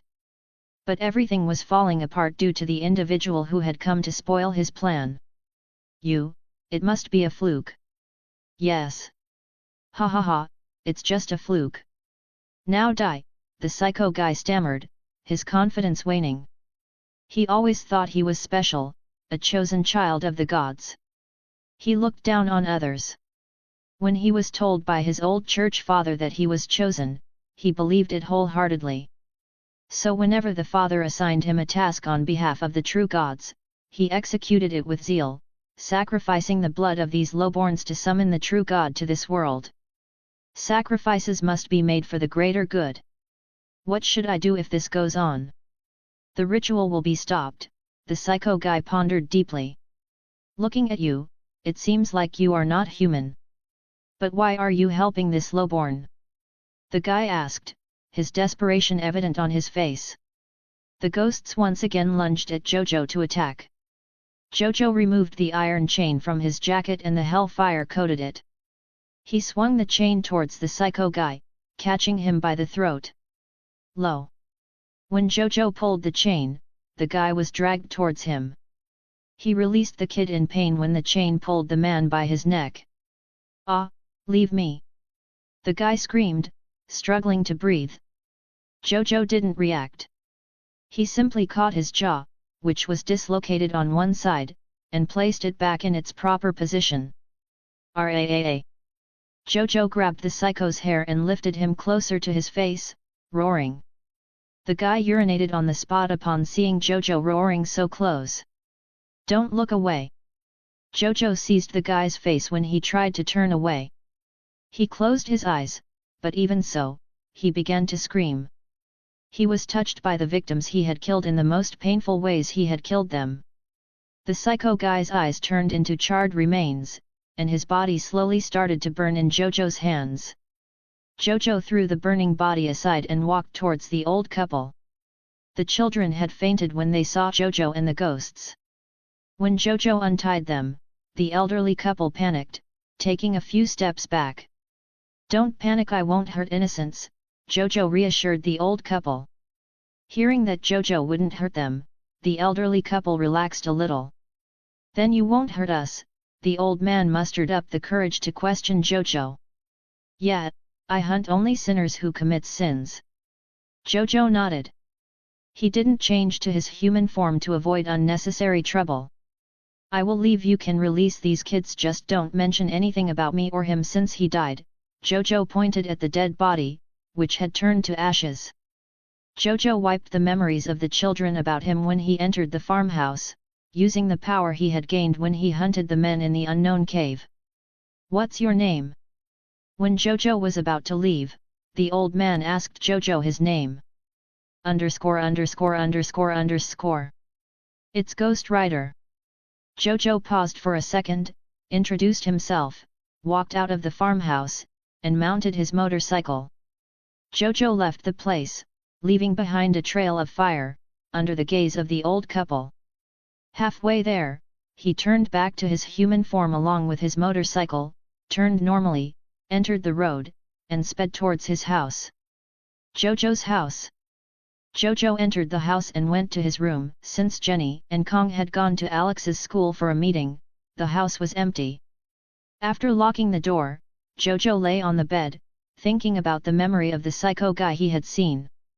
In that memory, he saw an old man who brainwashed this guy and turned him into a killing machine. Not only did that make him think, but also this guy had already revealed two creatures that looked like demons with no ears and eyes. They were currently under the father's control. Sigh, can you guys be near for me to rest? Jojo sighed, closed his eyes, and settled in for some rest. The previous day. When Jojo made the call. Ring, ring. The call didn't connect. Jojo once again tried to make a call. Ring, ring. Call connected. Underscore underscore underscore underscore. There was no voice from the other side. Hello, is this Hope Mickelson? Jojo spoke first, breaking the silence. No, I am. Sorry, wrong number. Before the voice could say anything, Jojo cut the call. Jojo once again dialed the number to make a call. Ring. This time, the call was connected to the first ring. Hello, is this Hope Mickelson? Jojo once again asked, looking at the file in his hand. I hope, Mother, there was an irritated voice coming from the other side. Oh, sorry, ma'am. Can I speak to my client, Ms. Hope Mickelson? For what? Sorry, ma'am, I can't say details about it. You can ask your daughter, she can explain to you. Underscore underscore underscore underscore. I know about it. There is no way to solve it, so don't try to make a fool of my daughter. Don't worry, ma'am, we can handle the case. You can trust us. I am going to arrive tomorrow in New Orleans. I also have another work in New Orleans.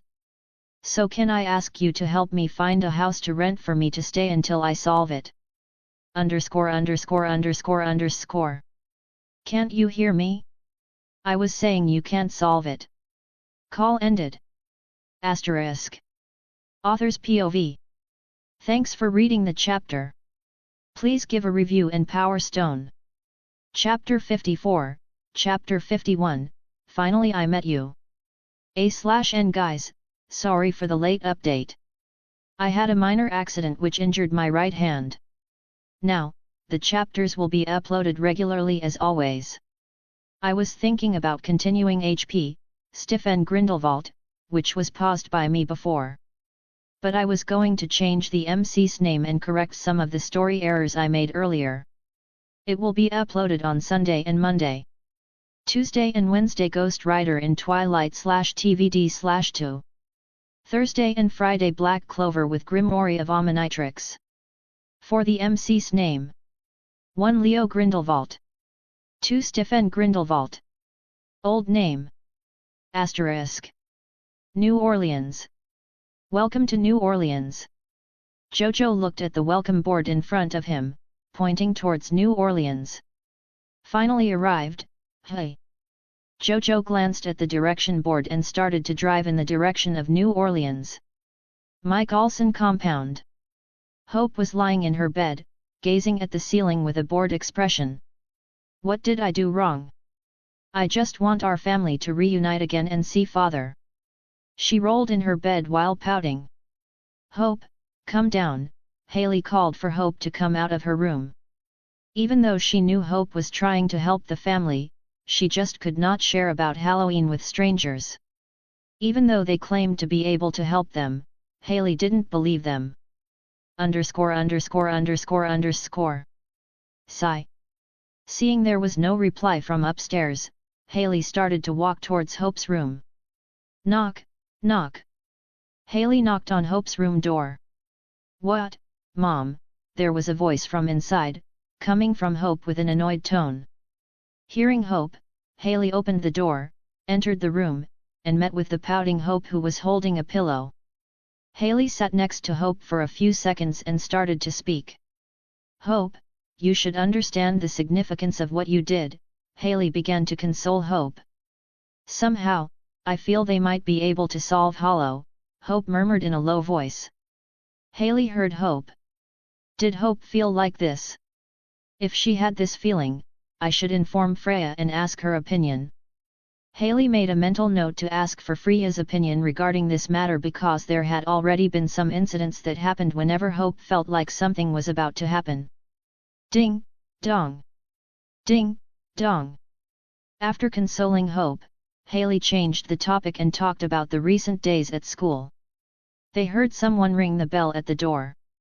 I will go. Hope got up from the bed and ran towards the door. What is this feeling? Why did I say I will answer the bell? Why am I feeling excited? Why am I feeling? There was a series of questions prompted in her mind while looking at the door before her. Then she turned the knob on the door to open it, to see who it was. Seeing Hope, who was lazily lying in bed a moment before, suddenly become energetic and run towards the door after hearing the doorbell ring, Haley's expression became puzzled. Haley also followed behind, hoping to see who the visitor was. When Hope opened the door, she was stunned. Her eyes were wide open looking at the figure standing before her. Hello, ma'am. Is this Miss Hope Michaelson's residence? The voice woke her up from her daze. _______.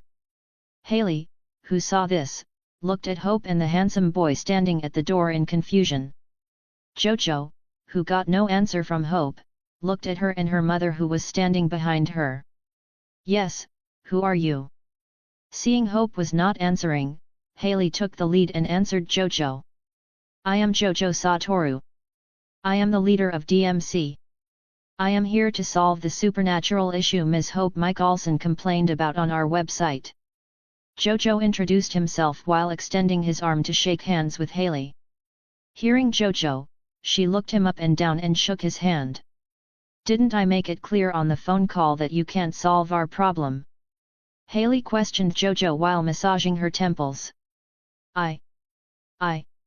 I finally met you. While Haley and Jojo were talking while holding hands, they heard a sobbing sound. When both of them turned, they looked at Hope. They saw Hope's eyes turn red, tears threatening to fall. Underscore.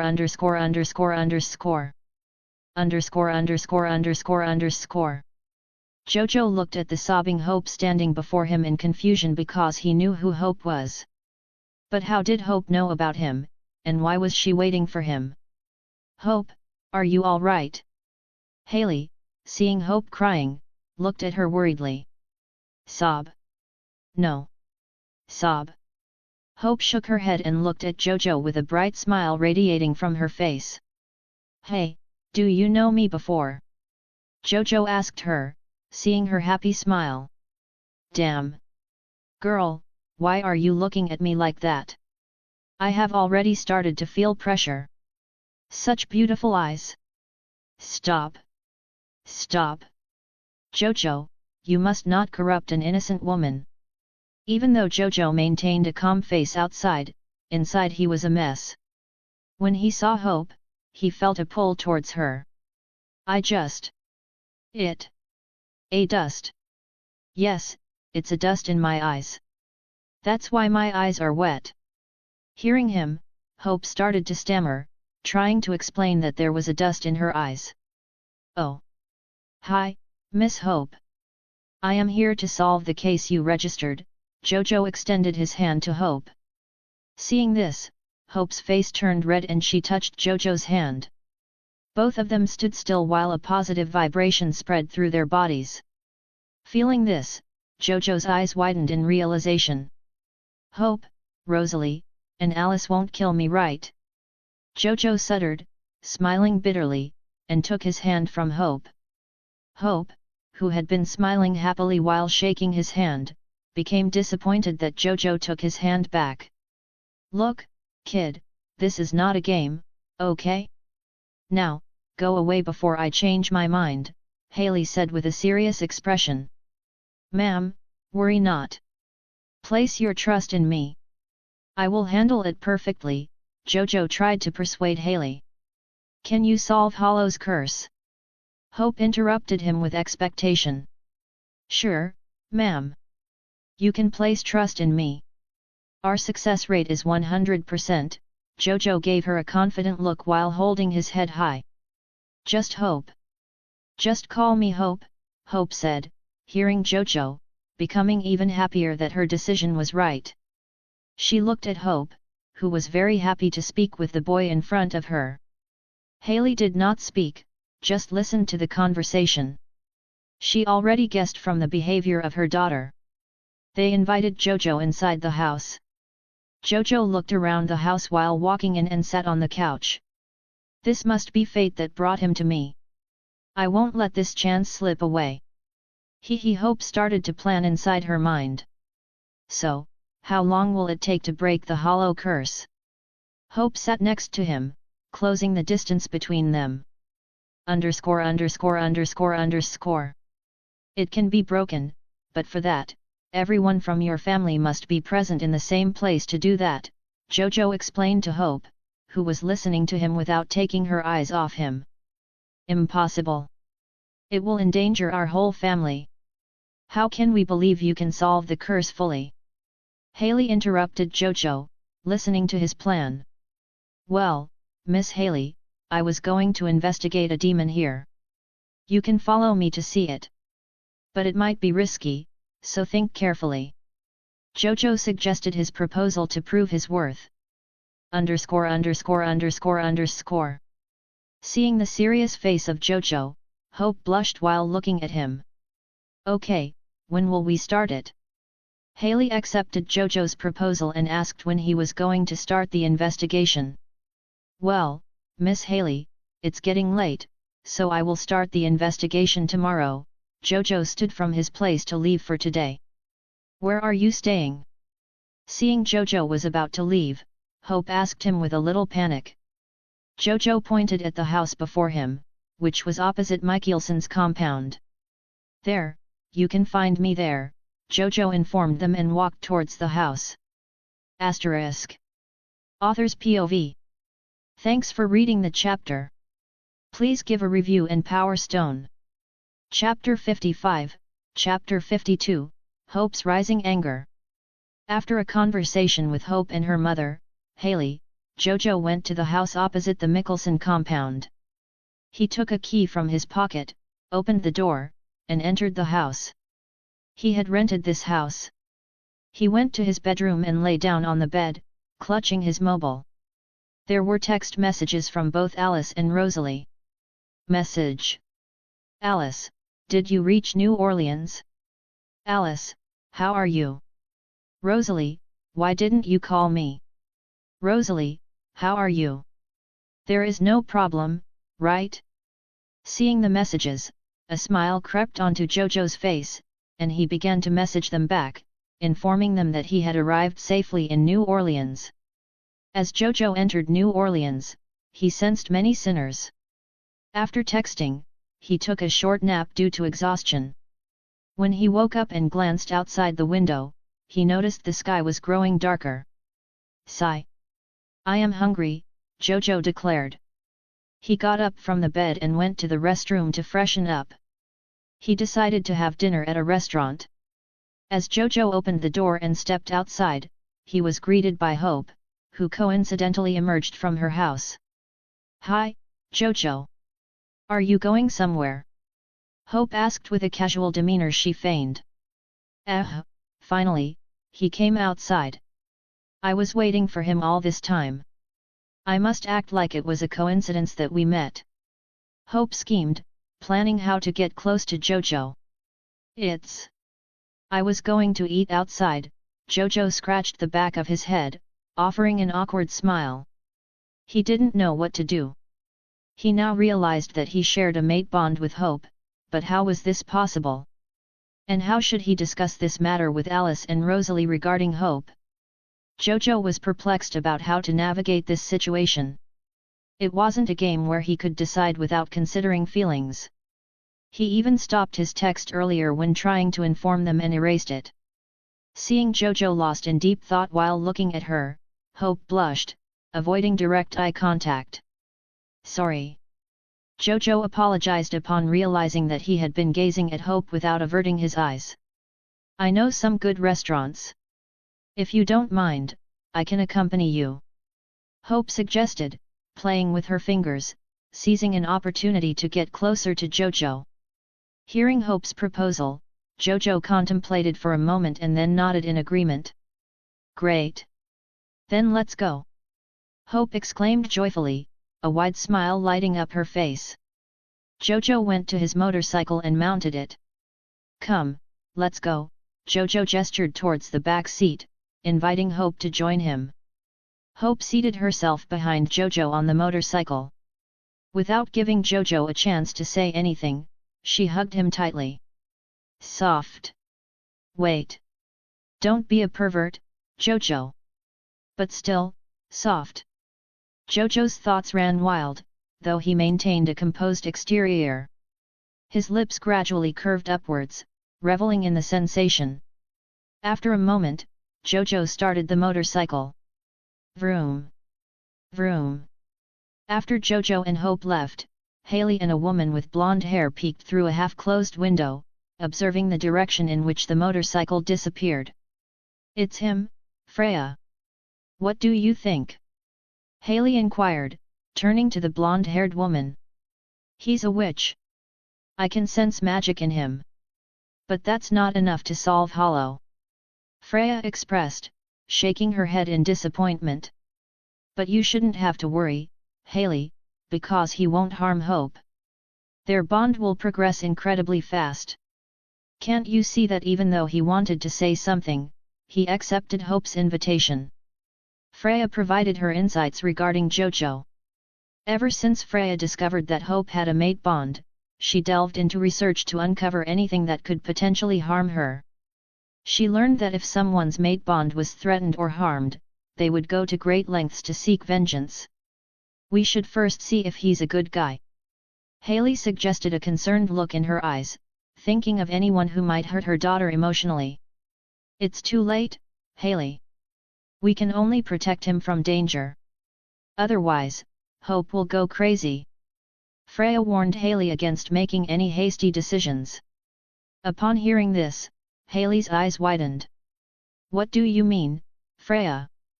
Haley asked in shock. She knew that Hope had a mate bond that would make her deeply attached to the man she was connected to, but this was new. You heard me right, Haley. If anything happens to him, Hope will go crazy. She won't stop until she gets revenge. Freya nodded and explained. We must be cautious of Kaluz.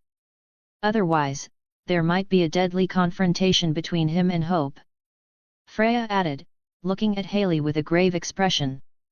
After their discussion, both women decided to discreetly follow Hope without her noticing. Restaurant. Jojo was happily devouring his meal, expressing admiration for the food. Hope observed him with a satisfied smile, resting her chin on her hand. He looks really cute while eating. Hope thought, enjoying the view of Jojo savoring his food. As she ate, Hope suddenly noticed that the women in the restaurant were eyeing Jojo. Some were even taking pictures of him. A few cast flirty glances his way. Seeing this, Hope narrowed her eyes. She felt a surge of anger. How dare they look at my Jojo with those impure eyes? I will gouge them out. Hope clenched her hands tightly, one gripping a fork and the other a slicing knife. Jojo, immersed in his meal and focused on the road through the mirror, didn't notice Hope's seething anger. Freya and Haley observed Hope, who looked furious as she glared at the women in the restaurant. Did you see that, Haley? Freya asked, both women watching Hope. Yes, she looks really angry, and she's giving those women looks that could kill. Haley confirmed, nodding. We should stop her before she does something foolish. Freya decided, pointing her hand towards Hope to cast a calming spell. Hope! Hope!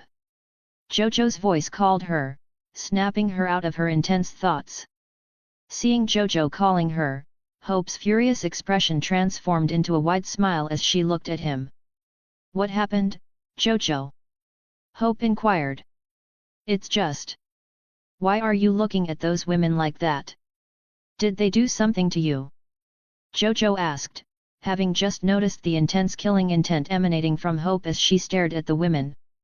Hearing Jojo express concern for her, Hope was touched. She shook her head, her cheeks tinged with a blush. Then let's go. I've finished my plate.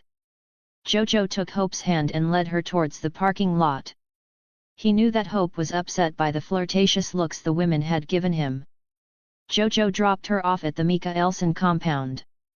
However, Hope stopped for a moment, hugged him tightly, and then dashed inside the house without looking back. After Hope left, Jojo turned in a certain direction, his eyes narrowing. Fresh sinners to hunt. I shall pay a visit. Jojo transformed into his Ghost Rider form, and with a burst of hellfire, the motorcycle transformed as well. He left a trail of fire, speeding in a certain direction. After he departed, two figures approached the spot where Jojo had parked his motorcycle. They looked in the direction the trail of fire led. Asterisk. Author's POV. Thanks for reading the chapter. Please give a review in Power Stone. Chapter 56, Chapter 53, What? Demon in New Orleans. After dropping Hope, Jojo turned his head and looked in a particular direction with a frown. He then revved up his motorcycle in that direction. As Jojo left, leaving behind a trail of fire, two figures approached the spot, their expressions grave as they gazed at the fiery trail. What is he, Freya? Haley inquired, still fixated on the trail left by Jojo. There was a few seconds of silence. I don't know, Haley. I've never heard of anything like this before. Freya replied, shaking her head in disappointment. Do you think he could pose a threat to Hope? Haley asked, worry etching her features as she thought of her daughter. I don't think so. Even so, let's not rush to any conclusions. Freya consoled the concerned Haley and entered the Mikaelson compound, discussing how to address this new situation. The next day, Jojo arrived back late after finishing his hunt and went straight to his room. Despite the continuous ringing of the alarm, Jojo remained deeply immersed in his slumber. After some time, around 10:30, Jojo's mobile began to ring. Ring, ring. Jojo was roused from his sleep by the persistent ringing. He answered the call with a sleepy expression. Call connected. Jojo, how are you? Why haven't you called me until now? Rosalie's voice came from the other end. Rose. I did text yesterday. Jojo responded, confusion evident in his voice. That doesn't mean you shouldn't call me. Rosalie scolded Jojo for not calling her. After what seemed like an eternity of scolding, Rosalie eventually began to calm down.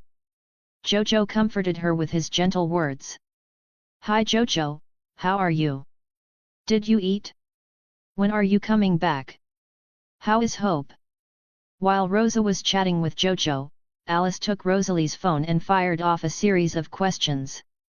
When Jojo heard Hope's name, his eyes widened in surprise. Call ended. The call ended abruptly after Alice inquired about Hope. Jojo was left stunned for a few minutes, his mind blank as he tried to process how Alice knew about Hope. Sigh. Jojo then realized that Alice must have had a vision of him with Hope. She likely informed Rosalie about Hope being his other mate, which explained why she seemed so upset during the phone call. Is this a good thing or a bad thing? Jojo wondered, staring at Rosalie's name on his mobile. Jojo moved over to the TV and turned it on. He flipped through the news channels, hoping to catch any updates about the previous night. However, none of the news channels seemed to be discussing it. He went to the kitchen, grabbed a piece of bread, and made a simple breakfast. While he was eating, sitting on the couch, the doorbell rang. Ding! Dong! Jojo set the plate aside and made his way to the door, still licking tomato sauce from his fingers. Coming! Jojo opened the door. Hope, Haley, and another woman with blonde hair stood there. Oh, Hope! "Mrs. Wilkerson, is there any problem?" Jojo welcomed them with a smile. "No, you said you would take us to see you solve one of your cases," Haley replied before Hope could speak. "This is Freya Mickelson's aunt," Haley added, introducing Freya to Jojo. After welcoming them inside, Jojo picked up his plate from the couch, stuffed the remaining bread into his mouth, and headed to the kitchen. After tidying up, Jojo walked back to them and took a seat on the couch to initiate the conversation. "Well, I did say I would take you guys to see the case, but I can't promise it'll be solved today." Jojo shook his head, indicating that the case might not be resolved right away. This piqued Hope's interest. She knew Jojo wasn't human, but even for him, solving a case in just a few days was remarkable. "Can you tell us about what you're investigating?" Freya asked, intrigued. Jojo recounted his vision of a demon recruited by an evil cult through the sacrifice of innocents. Initially, both Haley and Hope were skeptical, but as they observed Jojo's serious expression, they began to believe. "How do you know they're in New Orleans?" Freya inquired, her expression serious. Despite being in New Orleans, they hadn't realized that danger had already arrived. If the evil cult discovered the existence of the Tribrid, they might target Hope. Because he was resurrected at the old church in the forest in New Orleans. Jojo showed a picture of the church on his mobile to Freya. While Jojo and Freya discussed the demon, both Haley and Hope watched them calmly, refraining from interrupting. "What should we do first?" Freya asked, her expression serious. "Well, first we need to investigate the church." Jojo explained his plan and approach. "Wait for a while, I'll get ready, then we can head to the church." Jojo excused himself and headed upstairs to prepare. "Do you believe him?" Haley asked Freya after Jojo left. "While he was talking about the demon, he never took his eyes off me. I think he's telling the truth. Plus, if what he says is true, we need to eliminate the demon before it targets Hope." Freya explained, her face serious. Hearing that there might be a threat to Hope, Haley nodded in understanding. They hoped that the situation was unique, but there was a chance the demon might target Hope. "You need to stay at home, okay? It might be dangerous." Haley looked at Hope with a stern expression. "No way am I letting you guys go there without me. I too want to see how Jojo kills the demon." Hope shook her head in denial, her anger evident at her mother's attempt to separate her from Jojo. "Hope, we can't take you there. According to Freya, there's a chance that the demon might target you." Haley tried to convince Hope, but there was no sign of Hope giving up. At the old church. All four of them stood before the old church, observing its desolation. "Be careful," Jojo cautioned, approaching the door and pushing it open. Inside, they found weathered furnishings and a broken cross. The church exuded an eerie stillness, as though untouched by activity for decades. "Are you sure this is the place?" Hope asked, her face marked with confusion. "It is," Jojo confirmed with a nod. "But there's no sign of a human sacrifice here," Hope commented.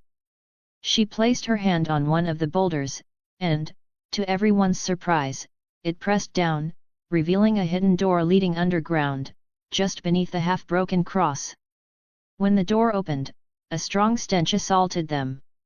Gasping for fresh air to escape the foul smell, all four of them quickly exited the church. ****. Author's POV. Thanks for reading the chapter. Please give a review in Power Stone. Chapter 57, Chapter 54, Did you really thought I don't know about you?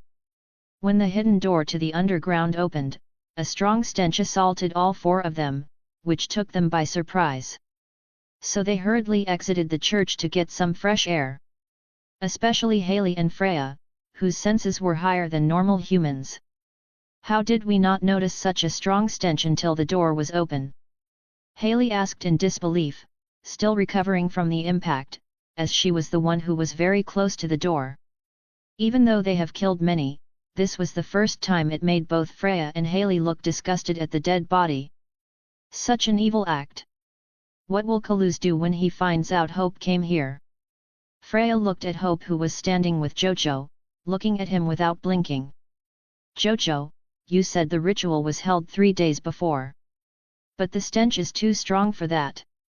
Freya looked at Jojo for his answer. The cause must be the demon who was resurrected using the ritual. Jojo nodded his head while thinking about his vision where he saw the demon that absorbed some kind of blood essence from the cult people. Jojo, what should we do now? Hope, who was listening to Jojo eagerly, asked him. I want to see how Jojo handles the case. I want to know him deeper. Hope noticed Jojo, who was seriously discussing with Freya, and her eyes shifted to his hand, which was close to her. Gulp. With a gulp, Hope slowly moved her hand towards Jojo's to hold it a little nervously. Hope.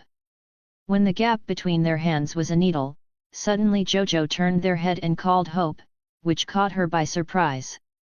I was. Hope's face turned red and she started to stutter in a panic, not looking at Jojo.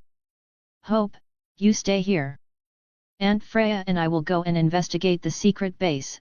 Jojo asked Hope to stay outside with her mother while he and Freya investigated the underground room. Hope nodded her head. Her mind was blank, thinking about how to explain to Jojo. Good, let's go. Jojo turned to Freya and started walking towards the secret door, which was opened under the broken cross. Jojo and Freya entered the underground with stairs descending towards the underground. The underground room was pitch dark, but Jojo and Freya could see clearly in the darkness like it was daytime. Jojo took a lighter from his pocket and lit the torches placed in the underground room. Their blood was completely sucked out of them, but there is no trace of injury on their bodies. Freya examined the dead body, which looked like a mummy and had not even a single drop of blood in its body. Disgusting idiots! Jojo looked at the mummified body with a disgusted look on his face. Their blood was completely drained by the demon. His name is Rex. Jojo walked towards the coffin, whose door was broken with many wooden pieces. The inside of the coffin looked very clean, but there were several markings on the inner side of the coffin. Miss Freya, can you come and look at this? Jojo called Freya, who was still examining the body, to see if there were any abnormalities. When Freya looked at the marking, she started to try to decipher the meaning of the carvings. Can you understand it? Jojo asked, looking at Freya, who was trying to read the unknown marking. I have done much research on unknown and old languages. Freya boasted with a smug look on her face. It seems you didn't waste your long life. Jojo muttered, looking at Freya with an impressed look. What did you say? Freya narrowed her eyes hearing Jojo's words. Shit! How can you speak about a woman's age before her, Jojo? Jojo clicked his tongue, realizing he slipped up about Freya's age. I mean, I was not talking about your age, you look young for your age.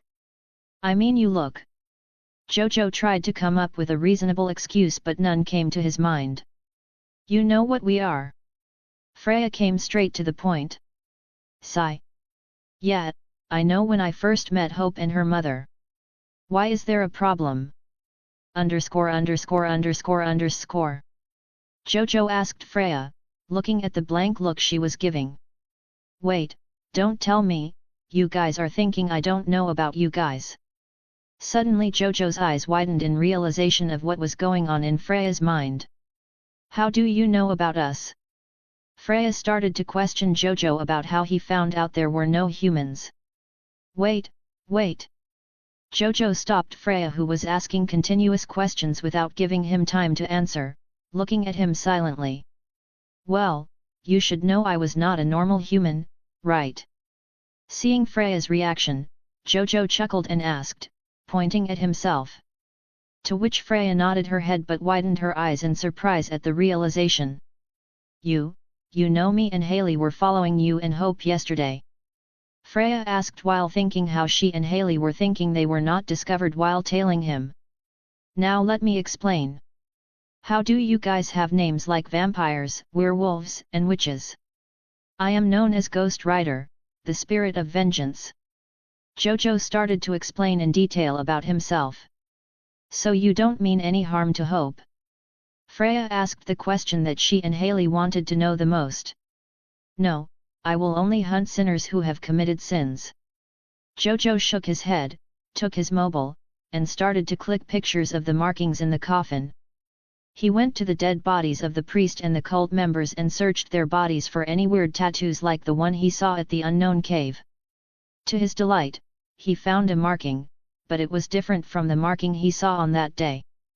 The tattoos looked kind of creepy, with a rose blossoming from the eye socket of the skull along with small thorns on it. Jojo snapped pictures of them and the markings on their hands. While the priest had the same tattoo on his back. Freya, for the whole time, didn't speak. She stood in the same spot thinking about where she heard the words "spirit of vengeance." Camera flashes caught her attention when Jojo was taking pictures of the dead bodies. What are you going to do with those pictures? Freya asked Jojo curiously, with a smile on her face. Her doubt about Jojo going after Hope has vanished, which lifted a stone from her shoulders. Well, I need to file this information, which will be useful in solving the case or a future case, so I need to save the data about it. Jojo explained why he was taking pictures of the dead bodies. Okay, can you tell me, were you able to read what was carved inside it? Jojo pointed at the coffin, to which Freya shook her head. I read some part of it which was written in Greek, which says Prison of Rex. Unfortunately, after that, I don't know what was written on it. Freya looked a little embarrassed a few minutes before she said she could read it. Asterisk. Author's POV. Thanks for reading the chapter. Please give a review and Power Stone.